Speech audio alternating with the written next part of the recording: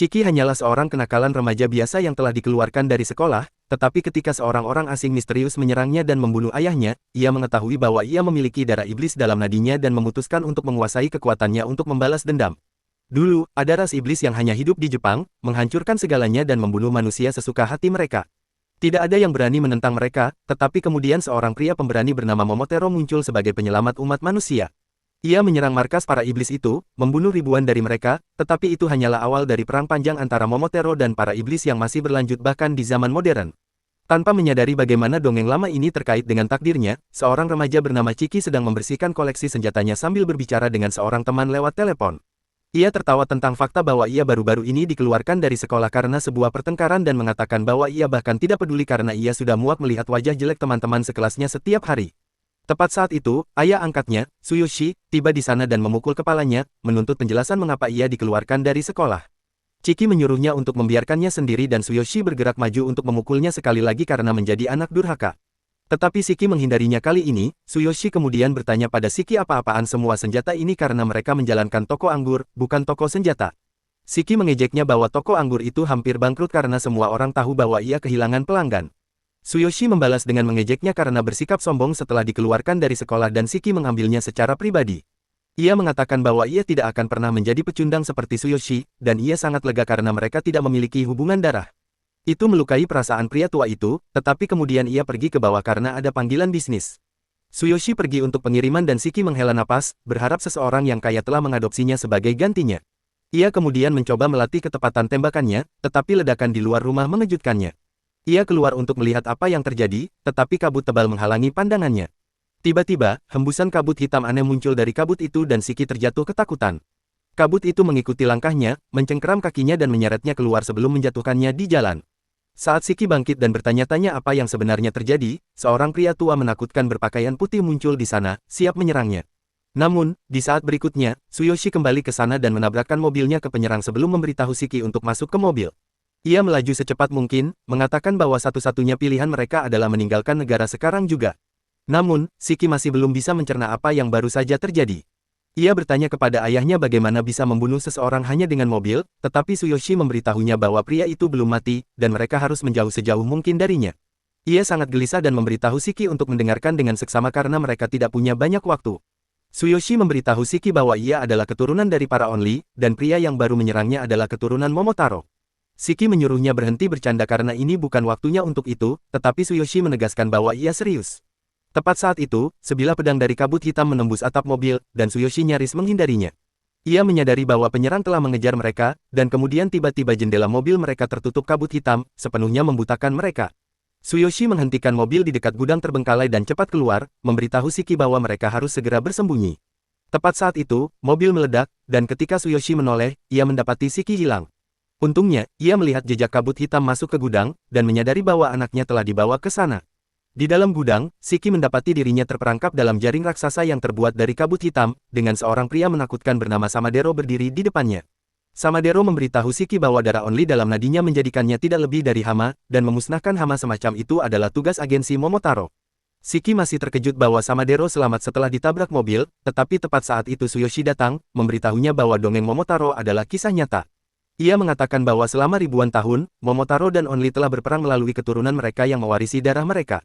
Akhirnya, keturunan Momotaro bersatu dan membentuk agensi Momotaro, mendapatkan keunggulan dalam pertempuran, dan memaksa para Only bersembunyi di antara manusia untuk bertahan hidup. Shiki masih tidak bisa memahami apa yang terjadi, tetapi Tsuyoshi memberitahunya untuk menyerahkan pada ayahnya. Samadero tiba-tiba menciptakan dua pedang dari kabut hitam, dan sebagai balasan, Tsuyoshi juga melepaskan kemampuan yang sama untuk melawannya. Kedua pria itu berlari saling menghampiri, bentrok pedang mereka dan melepaskan gelombang kejut yang kuat. Tsuyoshi entah bagaimana mendorong Samadero mundur, tetapi Samadero menyebutnya lebih lemah daripada dulu. Samadero menjelaskan bahwa kabut hitam adalah kemampuan unik yang hanya bisa digunakan keturunan Momotaro, dan Tsuyoshi dulu adalah seniornya di agensi Momotaro. Shiki tercengang mengetahui bahwa ayahnya adalah keturunan Momotaro, tetapi Tsuyoshi berkata bahwa ia sudah sama sekali melupakan itu. Samadero bertanya apakah ia juga melupakan betapa berbahayanya Oni. Ia menyatakan bahwa karena kejahatan melindungi Oni, Tsuyoshi juga akan dieliminasi. Tsuyoshi merespons dengan menyerangnya terlebih dahulu, tetapi kekuatan mereka seimbang. Shiki hanya bisa menyaksikan pertarungan gila mereka dengan kebingungan, sementara Samadero menanyakan mengapa Tsuyoshi melindungi monster yang hidup hanya untuk menghancurkan. Tsuyoshi menyuruhnya diam dan mencoba memberi serangan mematikan, tetapi Samadero jauh lebih cepat dari yang ia perkirakan. Ia mudah menghindari serangan itu dan kemudian menghajar Tsuyoshi dengan combo super cepat, melukainya parah dan membuatnya pingsan. Shiki hancur melihat ayahnya berdarah dan mengutuk Samadero, mengatakan bahwa ia akan membunuhnya. Samadero, bagaimanapun, memberitahu bahwa Shiki akan pergi ke akhirat bersama ayahnya segera. Tepat saat itu, Tsuyoshi meraih kakinya dan Samadero bertanya mengapa ia sampai sejauh ini melindungi Oni, dan ia menjawab bahwa tidak perlu alasan untuk melindungi anaknya. Ia berkata Shiki belum menyakiti siapapun, dan salah membunuhnya hanya karena ia memiliki darah Only. Samadero menciptakan pedang kabut hitam untuk menghabisinya, dan amarah yang membara di dalam Shiki akhirnya mencapai batasnya. Saat matanya memerah, ia bersumpah akan membunuh bajingan yang mencoba menyakiti ayahnya, dan kekuatan iblisnya bangkit. Darah mulai mengalir dari setiap pori wajahnya dan tanduk iblis muncul dari kepalanya. Shiki berteriak bahwa ia akan membunuh Samadero, dan ketika pria itu menoleh, ia melihat Shiki tidak lagi terikat jaring. Sesaat kemudian, sekelompok senjata yang terbuat dari darah muncul di dekat wajahnya, tetapi berkat refleks cepatnya, ia berhasil menangkis semua tembakan. Namun Shiki sudah berpindah dari lokasi itu, dan sementara Samadero bertanya-tanya di mana ia bersembunyi, ia melihat darah menetes dari atap tempat Shiki tergantung terbalik seperti Batman gila. Melihat tubuhnya yang penuh darah, Samadero menyadari bahwa Shiki telah terbangun, dan sekarang ia bisa bertarung dengan memanipulasi darahnya, tetapi itu bahkan bukan hal paling menakutkan dari melawan Only. Tiba-tiba, Shiki melompat ke arahnya, mendorongnya mundur dengan serangan kuatnya. Samadero cepat membalikkan posisi, menebas lengan Shiki, tetapi Shiki melompat mundur dan seketika mengembalikan lengannya. Ia kemudian menjerit dengan gila, dan Samadero mulai berkeringat karena menyadari bahwa pertarungan ini tidak akan mudah. Shiki memanifestasikan kekuatannya dalam bentuk banyak senjata dari darah, dan Samadero terpaksa menggunakan seluruh kekuatan dan kecepatannya untuk menangkis peluru. Tepat saat itu, Shiki menembakkan sebuah rudal ke arahnya, dan berkat instingnya, Samadero menghindarinya dengan selisih yang sangat tipis, dan roket meledak di belakangnya. Pria tua itu terpaksa mundur dari serangan tanpa ampun Shiki, tetapi kemudian ia melempar pedangnya ke arahnya, berharap bisa menaklukkannya dengan cepat. Namun itu sama sekali tidak cukup karena Shiki dengan cepat mendekatinya dan menendangnya. Samadero terlalu lelah dan terluka untuk bergerak cukup cepat, dan Shiki menginjak wajahnya sebelum menembakkan amunisi sebanyak 1 batalion militer ke arahnya. Namun, Samadero entah bagaimana berhasil selamat meskipun sangat terluka. Ia mengutuk Shiki, tetapi tiba-tiba Shiki jatuh dan senjata yang terbuat dari darah pecah. Transformasi Only-nya batal, dan saat menatap tangannya yang berdarah, Shiki kehilangan akal, bertanya-tanya apa yang baru saja terjadi. Samadero mengingat ini sebagai reaksi khas orang-orang yang baru pertama kali membangkitkan kekuatan Only mereka. Dengan sisa kekuatannya, ia kembali memanggil pedang kabut hitam, memutuskan untuk menyelesaikan pekerjaannya sekarang juga. Namun, tepat saat ia hendak menikam Shiki, Tsuyoshi melompat di antara mereka, mengorbankan dirinya untuk menyelamatkan anaknya. Samadero bertanya bagaimana bisa Tsuyoshi mempertaruhkan nyawanya untuk menyelamatkan anak itu, bahkan setelah melihat monster apa yang telah ia jadi. Tsuyoshi hanya memikirkan betapa imutnya Shiki saat kecil dan berkata kepada teman lamanya bahwa tidak ada salahnya menjadi ayah yang bahagia, meskipun hanya sebentar. Tepat saat itu, beberapa warga berkumpul di lokasi setelah mendengar ledakan dan memanggil pemadam kebakaran, dan Samadero memutuskan untuk mundur untuk sementara. Ia berubah menjadi kabut hitam dan menghilang, meninggalkan Tsuyoshi yang terluka dan Shiki yang bingung sendirian. Shiki panik dan memberitahu ayahnya bahwa ia akan memanggil ambulans, tetapi ayahnya menyuruhnya berhenti karena ia tahu ini adalah akhir. Ia hanya ingin berbicara dengan putranya satu kali lagi di akhir. Tsuyoshi memberitahu bahwa ia tidak pernah bisa memberitahunya tentang garis keturunan Only-nya, karena itu berarti memberitahu bahwa ada orang yang ingin membunuhnya. Tetapi sekarang, ia hanya bisa meminta Shiki untuk menjadi cukup kuat untuk mengalahkan Momotaro dan Omi sehingga ia bisa hidup bebas dan bahagia. Namun, Shiki berteriak menyuruhnya diam karena ia belum selesai dengannya. Ia mulai membawanya keluar, mengatakan bahwa mereka akan berbicara setelah ia sembuh, dan Tsuyoshi hanya tersenyum padanya sekali sebelum menghembuskan napas terakhirnya. Saat ia jatuh ke tanah, Shiki kehilangan akal. Ia mencoba membangunkannya terlebih dahulu, lalu mulai menangis tanpa henti. Tak lama kemudian, seorang pria dengan sepatu roda datang, dan ketika Shiki menoleh, pria itu menendangnya di kepala hingga pingsan, kemudian membawanya ke tempat di mana hanya orang seperti dia bisa menjadi lebih kuat. Saat Shiki tidak sadar, ia bermimpi tentang momen bahagia ketika ia bermain di taman di bawah pengawasan ayahnya. Namun, mimpi itu tiba-tiba menjadi gelap, dengan Tsuyoshi tewas di tangan Samadair. Shiki terbangun dengan terkejut saat menatap mata berdarah Samadair, tetapi ketika ia melihat sekeliling, ia mendapati dirinya terikat di kursi besar di aula kosong. Tepat di belakangnya, pria skater yang menculiknya melakukan push-up satu tangan dengan payungnya, lalu berdiri saat melihat Shiki terbangun. Pria itu memperkenalkan dirinya sebagai Nato, seorang Oni juga, dan cepat memunculkan tanduknya. Shiki terlalu bingung oleh semuanya dan bahkan tidak bisa memperhatikan Nato, yang menolak memberitahunya di mana mereka saat ini. Nato memberitahu bahwa tubuh ayahnya disimpan dengan aman di tempat lain, dan ia membawanya ke sini untuk evaluasi. Nato kemudian meluncur ke papan tulis di sudut ruangan dan menariknya lebih dekat ke Shiki, sebelum menunjukkan betapa cepat dan efisiennya menggunakan sepatu roda dibanding berjalan. Ia mulai menjelaskan tentang agensi Momotaro, mengatakan bahwa ia telah melihat seseorang yang dapat mengendalikan kabut hitam dan menggunakannya sebagai senjata. Agensi Momotaro menemukan dan memburu Oni, dan sebagai balasannya, Oni membuat agensi mereka sendiri untuk melawan. Tugas Nato adalah menemukan Oni yang baru bangkit seperti Shiki dan membawanya ke tempat aman untuk dievaluasi apakah mereka layak bergabung dengan agensi Oni. Dengan pengenalan singkat itu, ia mengembalikan papan tulis ke tempatnya dan melepas Gak Shiki untuk mewawancarainya. Begitu Gak dilepas, Shiki mulai berteriak menyuruhnya membebaskan dirinya. Ia juga mengutuk Nato, mengancam akan membunuhnya jika menyakiti tubuh ayahnya, dan Nato segera mengurangi poinnya dari skor yang sudah 0. Nato mengejek Shiki karena tidak memahami arti, disimpan dengan aman, yang ia sebut beberapa menit lalu. Shiki marah dan mengatakan bahwa ia tidak bisa mempercayai seorang edgelord sadis seperti Nato, dan Nato tidak mengharapkan hal lain dari Shiki. Ia memutuskan untuk mengurangi lebih banyak poin Shiki setiap kali Shiki mengutuk dan menuntut dibebaskan, mengatakan agar Shiki bekerja sama jika ingin lulus evaluasi. Shiki tidak peduli evaluasi, tetapi ia ingin cepat bebas, jadi ia mencoba menahan amarah. Namun, ia bahkan tidak bisa melakukannya dengan benar, dan Nato menyuruhnya berhenti memberi tatapan menyeramkan. Shiki meledak mendengar itu, dan Nato memutuskan menilai dengan metode non-standar karena metode biasa tidak bekerja pada orang gila.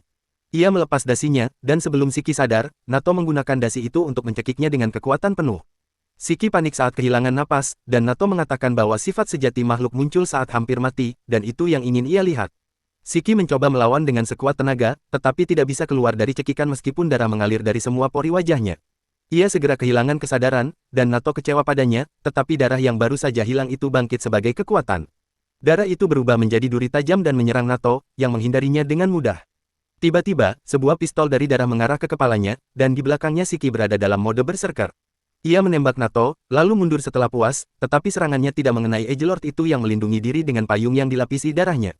Nato mengurangi 100 poin dari skor Shiki karena ia bahkan tidak tahu menggunakan darah only-nya, lalu menunjukkan bagaimana cara yang benar, meskipun Shiki tidak akan mengingat apapun setelah mode berserker berakhir. Shiki tiba-tiba melompat ke arahnya, tetapi Nato siap untuk segala kemungkinan, dan beberapa menit kemudian, Shiki sadar, terbaring kalah di tanah.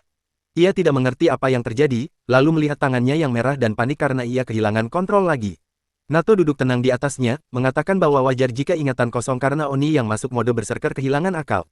Aula di sekitar mereka berantakan akibat pertarungan, dan Shiki menyuruh Nato berhenti menggurui saat juga menggunakan darahnya sebagai senjata. Nato segera menghilangkan payung darahnya, mengatakan Shiki sebenarnya tidak pernah benar-benar berserker karena bisa mengontrol kekuatannya. Ia lalu menyatakan tidak ada yang perlu dibicarakan lagi karena Shiki didiskualifikasi dari bergabung dengan agensi Oni. Shiki masih bingung, tapi satu hal yang pasti, Nato sangat kuat. Shiki menelan rasa bangganya dan memohon untuk dijadikan bawahannya agar bisa menjadi kuat dan membalas dendam ayahnya. Nato menolak, mengatakan orang yang tidak menggunakan otak saat bertarung selalu orang pertama yang mati di pertempuran nyata. Ia menyebut Shiki hina, tidak bisa mengontrol otak maupun kekuatannya, dan Shiki menahan amarah sekuat tenaga. Nato lalu menyatakan saatnya menyingkirkan Shiki karena Oni berserker berbahaya bagi semua orang. Ia memotong ibu jarinya dengan cincin khusus, membiarkan darah menetes, dan mengubahnya menjadi payung. Shiki tiba-tiba mendapat ide untuk membuat Nato berubah pikiran. Ia lari dari jangkauan Nato dan kemudian menyerbu sambil menyeret tinjunya di tanah hingga berdarah. Nato mengubah payungnya menjadi perisai berduri untuk melindungi diri dari serangan jarak dekat, lalu menghitung kemungkinan gerakan Shiki. Shiki melompat pada saat terakhir, mengejutkan Nato dengan menggunakan duri untuk melompat ke samping dan menodongkan pistol berdarah ke wajahnya. Shiki memfokuskan seluruh tenaga pada pistol, menembakkan tembakan kuat dengan hentakan mundur yang membuatnya terbang ke belakang.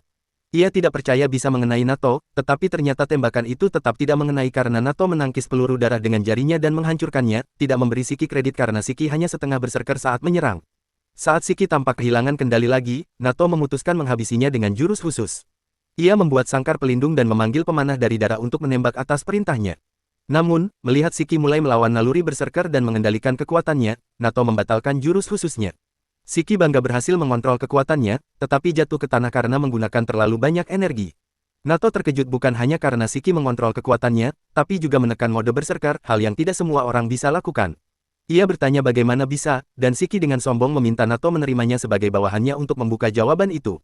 Nato menjawab akan memikirkannya, dan Shiki menganggap itu sebagai jawaban iya.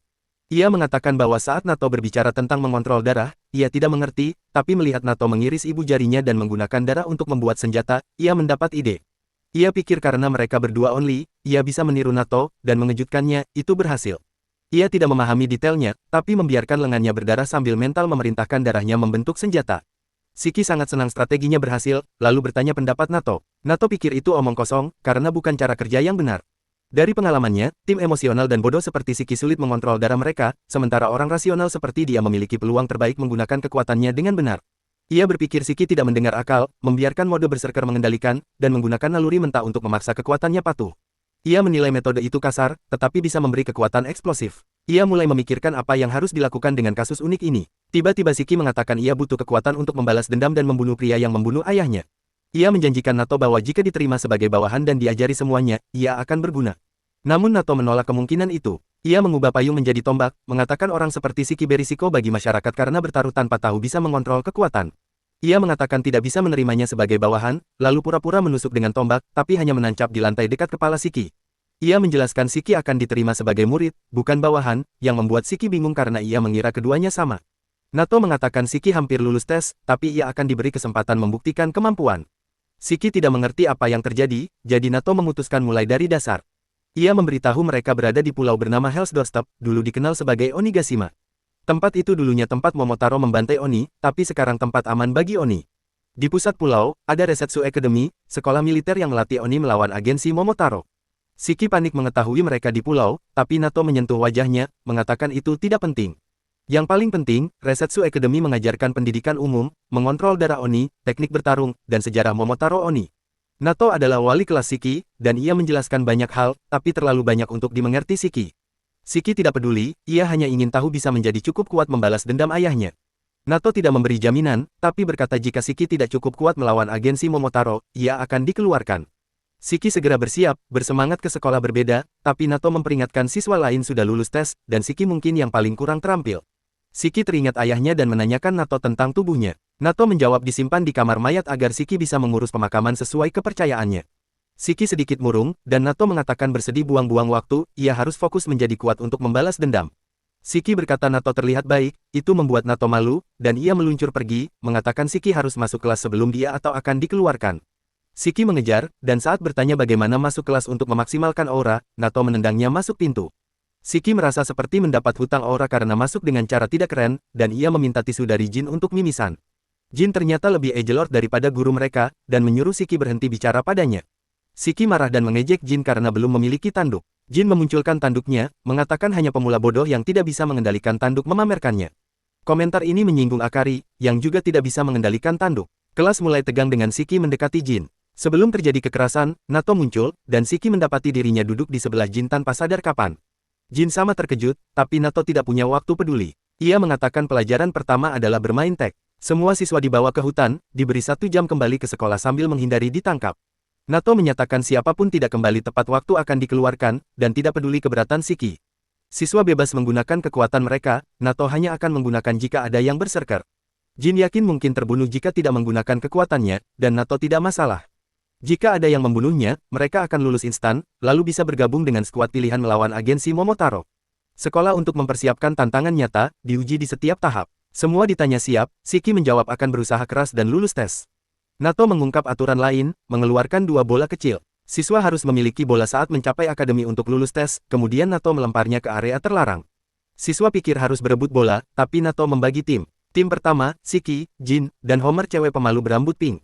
Tim kedua, Akari dan Nerjuji. Tim ketiga, Roku dan Kuina paling percaya diri. Nato memberi start 15 menit sebelum masuk zona terlarang, tapi Shiki keberatan bekerja sama dengan orang bertopeng. Nato mengatakan jika tidak bisa kerja tim, akan dikeluarkan, Shiki terpaksa menuruti. Homer memperkenalkan diri sopan pada Shiki, yang belum pernah berinteraksi dengan perempuan. Shiki langsung gugup, tapi memberitahu akan melindunginya. Homer malu dan mengatakan cukup tidak menghalangi saja. Saat Homer memperkenalkan diri ke Jin, ia mengabaikan, membuat Homer menangis dan meminta maaf. Shiki marah pada Jin, lalu menenangkan Homer. Ia mengejek Jin, tapi Nato memotong, menyuruh mereka masuk karena waktu terbatas. Jin dan Shiki langsung berlari menuju hutan terlarang, dan setelah beberapa saat bingung mencari-cari, Homer juga mengikuti mereka. Di dalam hutan, Jin mulai melompat di antara pohon seperti ninja dari Naruto, berpikir bahwa membunuh Nato akan memberinya kelulusan dan hak bergabung dengan skuad pilihannya. Ia ingin memanfaatkan kesempatan ini untuk berada di garis depan dan menghadapi musuh terbesarnya lagi. Tiba-tiba, Shiki menyerang dari belakang, menghentikan monolog Jin. Jin bertanya apa yang salah dengan Shiki, dan Shiki menjawab bahwa ia ingin membuktikan bahwa dirinya lebih kuat. Jin siap bertarung, melepas topengnya, menampakkan bekas luka mengerikan di sekitar mulutnya. Siki merasa ngeri, tapi berkata hanya orang lemah yang memamerkan bekas luka lama. Jin tidak terpengaruh, melepas sarung tangannya dan memperlihatkan tangan yang penuh jahitan. Jin merobek satu jahitan untuk mengeluarkan darahnya dan mengubahnya menjadi gergaji bundar. Siki terkejut, berpikir bahwa penulis Chainsaw Man akan menuntut mereka karena menyalin idenya. Jin menyuruh Siki berhenti membuang waktu dan lari jika takut, tapi Siki menjawab bahwa jika ia lari sekarang, ia tidak akan bisa membalas dendam atas kematian ayahnya. Jin terkejut mendengar itu, kemudian tiba-tiba menjadi menakutkan, mengatakan bahwa mereka tidak akan pernah saling mengerti. Siki menjawab bahwa ia memang tidak ingin mengerti Jin, lalu menggigit ibu jarinya untuk melepaskan darahnya. Namun, kali ini ia gagal mengubahnya menjadi pistol dan panik, bertanya-tanya apa yang harus dilakukan agar berhasil. Ia memutuskan melawan dengan tongkat karena itu satu-satunya pilihan, tapi segera menyadari bahwa ia tidak sebanding dengan Jin, yang bisa menebang pohon hanya dengan satu ayunan lengan gergajinya. Sementara itu, Homer berusaha mencari kedua anak laki-laki itu, dan tiba-tiba mendengar suara keras dari pohon yang jatuh ke tanah. Ia panik, dan kompleks inferioritasnya muncul, berpikir bahwa ia tidak pantas berada di tempat seperti ini. Namun, ia sedikit bersemangat karena Siki pernah memanggilnya imut, dan memutuskan untuk mencarinya, tanpa menyadari bahwa ia hanya beberapa kaki dari salah satu bola. Di sisi lain, Siki berusaha melawan Jin dengan tangan kosong. Jin bahkan tidak menggunakan kekuatan gergajinya, dan masih bisa melukainya dengan mudah. Siki terus bertanya-tanya bagaimana ia bisa mengendalikan kekuatannya begitu mudah, tapi kemudian ia menyadari bahwa kemampuan Jin berbeda dari Ornados miliknya. Ia kehilangan fokus saat memikirkan hakikat sebenarnya dari kemampuan mereka, dan Jin berhasil menjatuhkannya dengan satu pukulan. Siki merasa frustrasi karena hal ini, dan Jin memutuskan membiarkan sang pecundang menangis dengan tenang. Namun, begitu Jin mulai berjalan, Siki bangkit kembali, mengatakan bahwa pertarungan belum selesai. Jin segera mengirim gergaji ke arahnya, dan pada saat itu juga, Homer tiba. Berkat insting bertahan hidupnya yang negatif, ia bahkan tidak menyadari bahwa ia sedang berada di garis tembak. Siki panik melihat ini, dan untungnya, ia berhasil membawanya ke tempat aman, meski sedikit terluka saat melakukannya. Ia cepat bangkit dari atas Homer dan menyuruh Jin meminta maaf kepadanya, tapi Jin menjawab bahwa jika Homer mati karena serangan lemah darinya, itu akan menjadi kesalahannya sendiri. Siki marah mendengar itu, namun tiba-tiba ia mendengar Homer mengucapkan maaf seperti doa. Ia memberitahunya bahwa itu bukan kesalahan Homer, tapi Homer dalam keadaan trans dan tiba-tiba mulai mengeluarkan darah dari hidungnya. Darah itu perlahan membentuk manusia raksasa, dan Jin serta Siki panik, bertanya-tanya apa yang terjadi. Homer menyuruh mereka lari karena Titan wanita miliknya akan membunuh mereka. Titan itu menghantam tanah dengan kekuatan penuh, dan Siki nyaris tertimpa serangannya. Jin melompat untuk melawan, tapi gergajinya tidak cukup melukai tubuh raksasa Titan itu. Siki bertanya pada Homer apakah ia tidak bisa menghentikan Titan itu, dan Homer meminta maaf karena tidak bisa berbuat apa-apa. Ia tiba-tiba terjatuh setelah kehilangan terlalu banyak darah, dan Siki memutuskan membawanya menjauh dari Titan itu untuk menolongnya. Ia terkejut melihat Titan itu melindungi Homer, dan bahkan Jin bertanya-tanya apakah darah Homer memiliki kehendak sendiri. Titan wanita mulai menyemburkan darah dengan ganas, dan sementara Jin berlindung di balik batu, Siki menahan serangan penuh di kepala. Homer yang menangis memanggil Titan itu sebagai kakak perempuannya, dan Siki bingung mendengar itu. Homer kembali menyuruhnya lari, tapi Siki menolak karena jika ia tidak menolong, Homer bisa mati karena kehilangan darah, dan ia tidak ingin melihat orang lain mati di depannya lagi. Titan wanita mengeluarkan raungan keras yang gelombang kejutnya mencapai seluruh murid di luar hutan. Nato mengamati dari atas pohon dan memutuskan membiarkan Siki dan Jin mencoba menghadapi kemampuan darah Homer sebelum dia turun tangan. Di lokasi pertarungan, Siki mencoba melukai dirinya sendiri untuk mengeluarkan darah dan menggunakannya sebagai senjata, tapi tidak berhasil. Titan menyerangnya, ia menghindar, tapi Titan mengambil batu dari tanah dan melemparkannya. Ia terkena pukulan dan terhempas, tapi yang paling menyakitkan adalah menyadari betapa lemah dirinya saat ini. Ia belum pernah kalah sebelumnya, tapi sekarang ia merasa seperti pecundang. Ia menangis karena frustrasi, dan Jin muncul untuk bergabung, menyuruhnya pulang jika mau menangis. Siki marah, mengatakan bahwa ia hanya berkeringat dari matanya, tapi Jin tidak peduli dan membuka lukanya lagi, menciptakan dua jenis gergaji di masing-masing lengan. Kerusakan yang diterimanya dari serangan Titan sebelumnya masih terasa, tapi ia bertekad menang di setiap pertarungan. Nato mengamati dari jauh, kagum bahwa Jin bisa membuat dua senjata sekaligus. Ia menjelaskan bahwa darah Oni bisa mengambil bentuk apapun yang mereka bayangkan, tapi sering dipengaruhi oleh trauma masa lalu, preferensi, dan pengalaman mereka.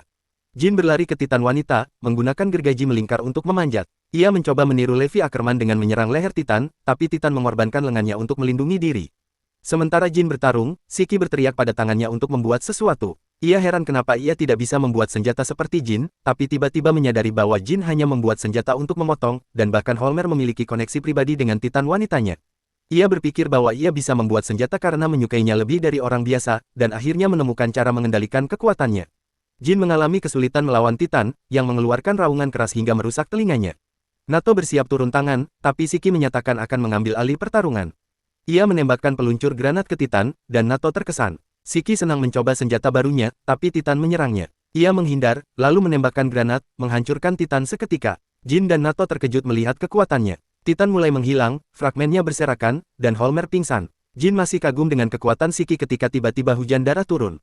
Ternyata itu hanya darah dari serangan Shiki sebelumnya yang berubah menjadi hujan normal. Shiki bergerak menuju Holmer untuk memeriksa kondisinya, tapi penglihatannya kabur dan ia jatuh. Nato datang, memberitahu bahwa Shiki mengeluarkan terlalu banyak darah, sehingga tubuhnya kehilangan kekuatan. Shiki memaksa dirinya berdiri, tapi tidak bertahan lama, dan jatuh lagi. Nato mengejeknya, tapi menyadari bahwa kekuatan Shiki luar biasa. Ia memperingatkan Shiki bahwa menggunakan terlalu banyak darah bisa membunuhnya, dan Shiki meminta Nato memeriksa Holmer terlebih dahulu. Nato terkejut Shiki peduli orang lain saat dirinya dalam kondisi kritis. Saat Nato akan membantu, Jin menyerang secara mengejutkan. Refleks Nato cukup cepat untuk menangkis, mendorong Jin kembali. Nato menanyakan apa yang terjadi jika Holmer mati karena tidak mendapat pertolongan, Jin menjawab tidak peduli. Nato kesal mendengar itu, dan menegaskan bahwa ia membenci orang egois seperti Jin. Jin tidak peduli, hanya ingin memastikan ia bisa lulus jika membunuh Nato. Nato berjanji itu benar, dan Jin menyerang lagi. Nato menangkis gergaji darah Jin dengan payung yang tak bisa dihancurkan, melepaskan asap, dan Jin panik. Jin percaya bisa membunuh Nato saat mendekat, tapi segera dipukul dari belakang. Nato mengajarkannya agar tidak terlalu percaya prediksinya dalam pertarungan, karena membuatnya rentan. Jin terlalu lelah dan cedera untuk bergerak, tapi mencoba lepas dari payung Nato. Nato bertanya apakah Jin begitu ingin melihat ayahnya. Jin terdiam, terkejut, dan bertanya bagaimana Nato tahu. Nato menjawab ia memeriksa berkas Jin, termasuk fakta bahwa ayahnya adalah Momotaro. Setiap sel tubuh Jin memberontak mendengar ini, Shiki terkejut mengetahui mereka memiliki latar belakang yang sama. Jin dipenuhi kebencian karena ayahnya Momotaro mengambil semuanya darinya, membunuh keluarga, dan melakukan eksperimen yang meninggalkan bekas di tubuhnya. Jin bersumpah membunuh ayahnya sendiri meski mempertaruhkan nyawanya. Dalam mode marah, Jin mendapat ledakan kekuatan, melepaskan diri dari sangkutan. Namun sebelum melakukan apapun, Nato menangkap wajahnya, menamparnya ke tanah, menyebutnya anak bodoh, dan menyuruhnya hidup untuk mencapai mimpinya, meski harus menerima kekalahan dan penghinaan. Jin akhirnya berhenti bergerak. Nato memanggil sekolah untuk mengirim perawat karena ada murid terluka. Holmer dikeluarkan dari tes karena kehilangan banyak darah, dan Jin juga diikat. Shiki masih berdiri, dan Nato memberi waktu 6 menit tersisa. Satu bola di tangan Nato, Shiki harus mengambilnya atau menemukan bola lain dan kembali ke sekolah. Shiki mengeluh tidak adil, tapi ikut aturan Nato. Ia segera berlari, mengejar Jin untuk melihat tindakannya. Jin, yang diikat, kaget saat Shiki mendekat, menawarkan bekerja sama agar bisa mengalahkan Nato bersama. Jin menolak, tapi akhirnya mengikuti saran Shiki untuk mengambil bola dan menuju akademi. Tiba-tiba, makhluk kecil berwarna pink, Muku, muncul di antara mereka. Nato menghentikan tes sementara, karena Muku hanya muncul saat darurat. Ia mengaktifkan radio di punggung Muku, menerima permintaan bantuan dari cabang Kyoto yang diserang Momotaro Agency. Murid lain menunggu di luar zona tes, berpikir Shiki dan Jin gagal. Nato datang bersama mereka, memberitahu situasi darurat, dan mereka naik perahu menuju Kyoto. Nato memimpin ke sekitar kuil terkenal, di mana markas Momotaro Agency berada di bawahnya. Ia membawa murid ke restoran biasa, dan seorang wanita tua menyambut mereka, lalu menunjukkan tangga rahasia menuju markas. Di lokasi lain, Tsubakiri, Kapten Momotaro Agency, baru selesai memburu satu unit Oni. Ia memanggil mereka magot penyamar tentara. Wakilnya, Yomogi, mengeluh karena kekacauan yang ditinggalkannya, tapi Tsubakiri menjawab ia jengkel melihat magot. Ia ingin menghadapi Oni wanita karena lebih tahan sakit dan cocok untuk eksperimennya. Yomogi menganggap eksperimennya menjijikkan, terutama makhluk yang datang mendekat. Tsubakiri memanggilnya, Ugly, gabungan anjing, monyet, dan burung Visen, sebagai subjek penelitian dan senjata biologis anti-Oni. Yomogi menegur bahwa tugas mereka adalah membunuh Oni berbahaya dan menyelamatkan warga sipil, bukan melakukan eksperimen aneh. Tsubakiri menjawab bahwa darah Oni sungguh menarik, dan ia berusaha membantunya dengan caranya sendiri. Ia yakin jika mereka bisa belajar mengendalikan darah Oni sendiri, hal itu akan sangat menguntungkan Momotaro Agency. Lebih jauh, jika faktor penyembuhan dari darah Oni bisa dijadikan obat, mereka bisa menjadi lebih kaya daripada gabungan dari orang kaya manapun. Yomogi mengingatkan bahwa Momotaro juga memiliki kemampuan serupa, dan Tsubakiri menganggap tidak bijaksana bereksperimen pada manusia, tapi Oni hanyalah magot di matanya. Menurutnya, membunuh Oni begitu saja adalah sia-sia, jadi lebih baik dijadikan objek eksperimen. Seorang anak Oni yang ketakutan mendengar semua itu sembunyi di sudut dan berusaha tetap diam. Begitu ia mendengar langkah kaki dua agen Momotaro pergi, ia menghela napas lega, tapi itu adalah kesalahan fatalnya karena Tsubakiri mendengarnya dan segera mendatangi posisinya. Anak itu panik, dan Tsubakiri memutuskan membawanya ke laboratorium. Yomogi berencana membuatnya pingsan agar tidak membuat masalah, tapi saat mencoba melakukannya tanpa anestesi, setetes darah menetes ke jas Tsubakiri. Yomogi menyadari ini berarti masalah, bukan untuknya, tapi untuk anak Oni itu. Subakiri menghampiri anak itu, menendangnya, sambil berkata bahwa meski ia tertarik dengan darah Oni, itu adalah hal kotor dan tidak bisa ditoleransi menempel di seragamnya. Ia bertanya apakah orang tua anak itu tinggal di dekat sini dan apakah mereka bagian dari kelompok yang baru saja ia bunuh. Karena anak itu terlalu ketakutan untuk menjawab, Subakiri mengangkat mayat Oni di dekatnya untuk menunjukkannya, menanyakan apakah orang tuanya ada di sini. Anak itu terlalu takut untuk berbicara, dan Subakiri memutuskan untuk menghancurkannya bersama mayat-mayat tersebut. Yomogi merasa ngeri karena dari semua kemampuan Momotaro yang pernah ia lihat, Subakiri adalah yang paling kejam. Kabut hitam yang keluar dari tubuh Oni sebenarnya adalah bakteri khusus yang hidup di darah mereka, dan bisa digunakan untuk membuat senjata. Namun, Subakiri bisa menggunakan bakteri itu untuk mengendalikan mayat, dan Yomogi masih tidak terbiasa dengan hal itu. Subakiri menyelesaikan membunuh anak itu, lalu menyuruh Ugly memakan Oni dumpling raksasa sambil mereka melanjutkan mencari magot lain untuk dibunuh. Di sisi lain, Shin dan siswa lainnya berjalan melalui terowongan yang lebar, dan Nato memberitahu mereka bahwa beberapa toko di daerah ini memiliki akses ke terowongan yang menuju markas mereka. Mereka segera sampai di gerbang yang membawa mereka ke ruang tepat di bawah kuil Uryuta, yang bergaya seperti rumah tradisional Jepang. Para siswa tidak percaya dengan apa yang mereka lihat saat Nato memberitahu bahwa ini adalah markas divisi Kyoto dari agen Oni. Tiba-tiba, seorang dokter keluar dari ruangan, mengeluh tentang semua pekerjaan yang harus dia lakukan, tetapi sikapnya berubah saat melihat Nato. Dokter menyapanya dengan ceria, lalu mulai merapikan rambutnya saat memperhatikan si blonde bati. Dia menolak dengan segera, tapi hati si dokter tidak patah karena dia sudah terbiasa dengan penolakan. Shin bertanya siapa badut ini, dan Nato memperkenalkan dia sebagai Kiyoya, komandan unit pendukung di markas Kyoto. Kiyoya menambahkan bahwa dia dan Nato dulu teman sekelas di akademi, tapi Nato tidak punya waktu untuk obrolan idolanya. Dia memutuskan untuk segera pergi ke garis depan, dan Shin meminta untuk ikut bersamanya. Siswa lain juga ingin ikut, daripada menghadapi Kiyoya yang aneh, tapi Nato tidak mendengarkan mereka. Dia memberi Kiyoya izin untuk menggunakan anak-anak ini sesuka hati sebelum pergi, dan pada saat itu perawat menyuruh Kiyoya kembali bekerja. Dia juga melihat para siswa dari akademi dan menyuruh mereka segera berganti pakaian karena mereka sangat dibutuhkan.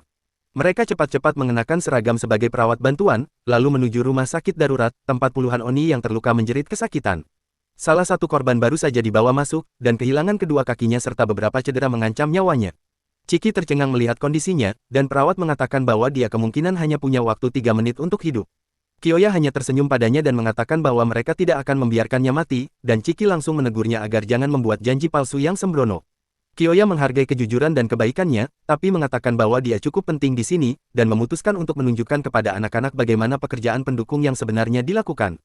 Di lokasi lain, Subakiri dan Yomogi baru saja selesai menghadapi kapten dan wakil kapten dari kelompok lain. Oni yang tersisa kini ketakutan, dan Subakiri kecewa karena harus menghadapi sekelompok orang yang lemah ketika dia mengharapkan lawan yang kuat. Namun, harapannya segera terpenuhi ketika Nato datang dan langsung mengaktifkan kemampuannya. Subakiri senang melihatnya, tapi Nato tidak memberi kesempatan untuk senang terlalu lama karena dia segera melancarkan serangan mematikan kepadanya. Oni yang diselamatkan sangat senang melihat Nato datang, tapi Subakiri tidak terluka dari serangan sebelumnya karena dia menggunakan kapten dan wakil kapten Oni yang mati sebagai tameng. Ternyata, dia sudah mengenal Nato, dan berbicara padanya seolah mereka teman lama. Dia bertanya apa yang Nato lakukan di Kyoto karena ini bukan wilayahnya. Subakiri kemudian berkomentar bahwa dia mendengar lokasi tempat Oni berkumpul, dan jika tempat itu dihancurkan, seluruh masalah akan terselesaikan. Nato tetap tenang dan berpura-pura tidak tahu. Subakiri mengatakan bahwa dia akan menyerah jika Nato benar-benar mengaku tempat itu tidak ada. Kemudian, Subakiri memutuskan untuk berjalan-jalan di sekitar kuil besar, dan Nato panik karena dia tahu insting Subakiri sangat tajam.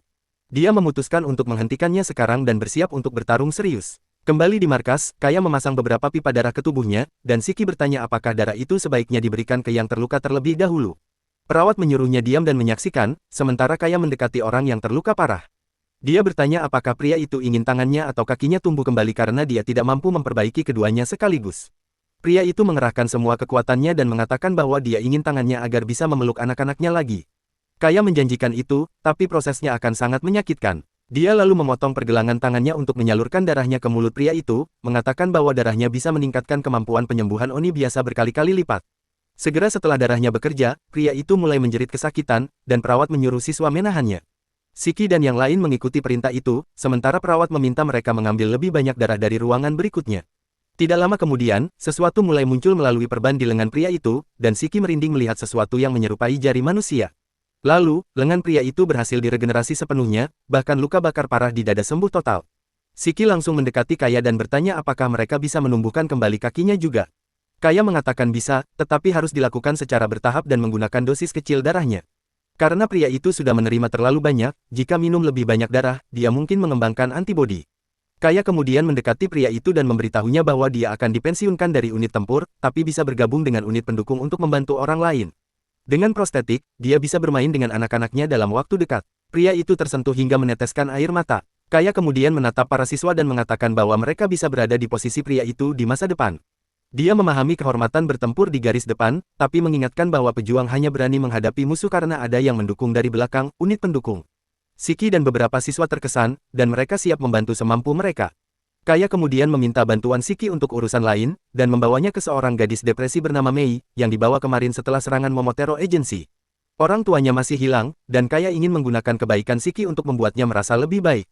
Siki menerima tugas itu dan mulai berbicara dengan Mei, yang perlahan membuka diri. Dia ditanya tentang sekolah, dan Mei menjawab bahwa dia tidak pernah bersekolah. Saat Siki berpikir gadis ini bisa menjadi masalah seperti dirinya, unit pendukung membawa beberapa mayat dari medan perang, termasuk orang tua Mei. Gadis itu menangis histeris, dan Kaya berkata bahwa dia tidak bisa terbiasa dengan pemandangan menyakitkan seperti itu meskipun sudah lama. Namun, di balik mayat-mayat itu, ada rencana lebih jahat daripada yang bisa disadari siapapun. Subikiri memberitahu Mei bahwa dia telah menambahkan bakteri ke beberapa mayat Oni, mengetahui bahwa unit pendukung akan membawa mereka ke markas untuk pemakaman layak, dan kemudian dia bisa mengendalikan mayat-mayat itu dari jarak jauh untuk menghancurkan markas. Mei terkejut, dan Subikiri mencoba apakah rencananya berhasil. Dia membangkitkan mayat ayah Mei saat Siki dan Kaya terganggu, dan gadis itu senang mengira ayahnya masih hidup.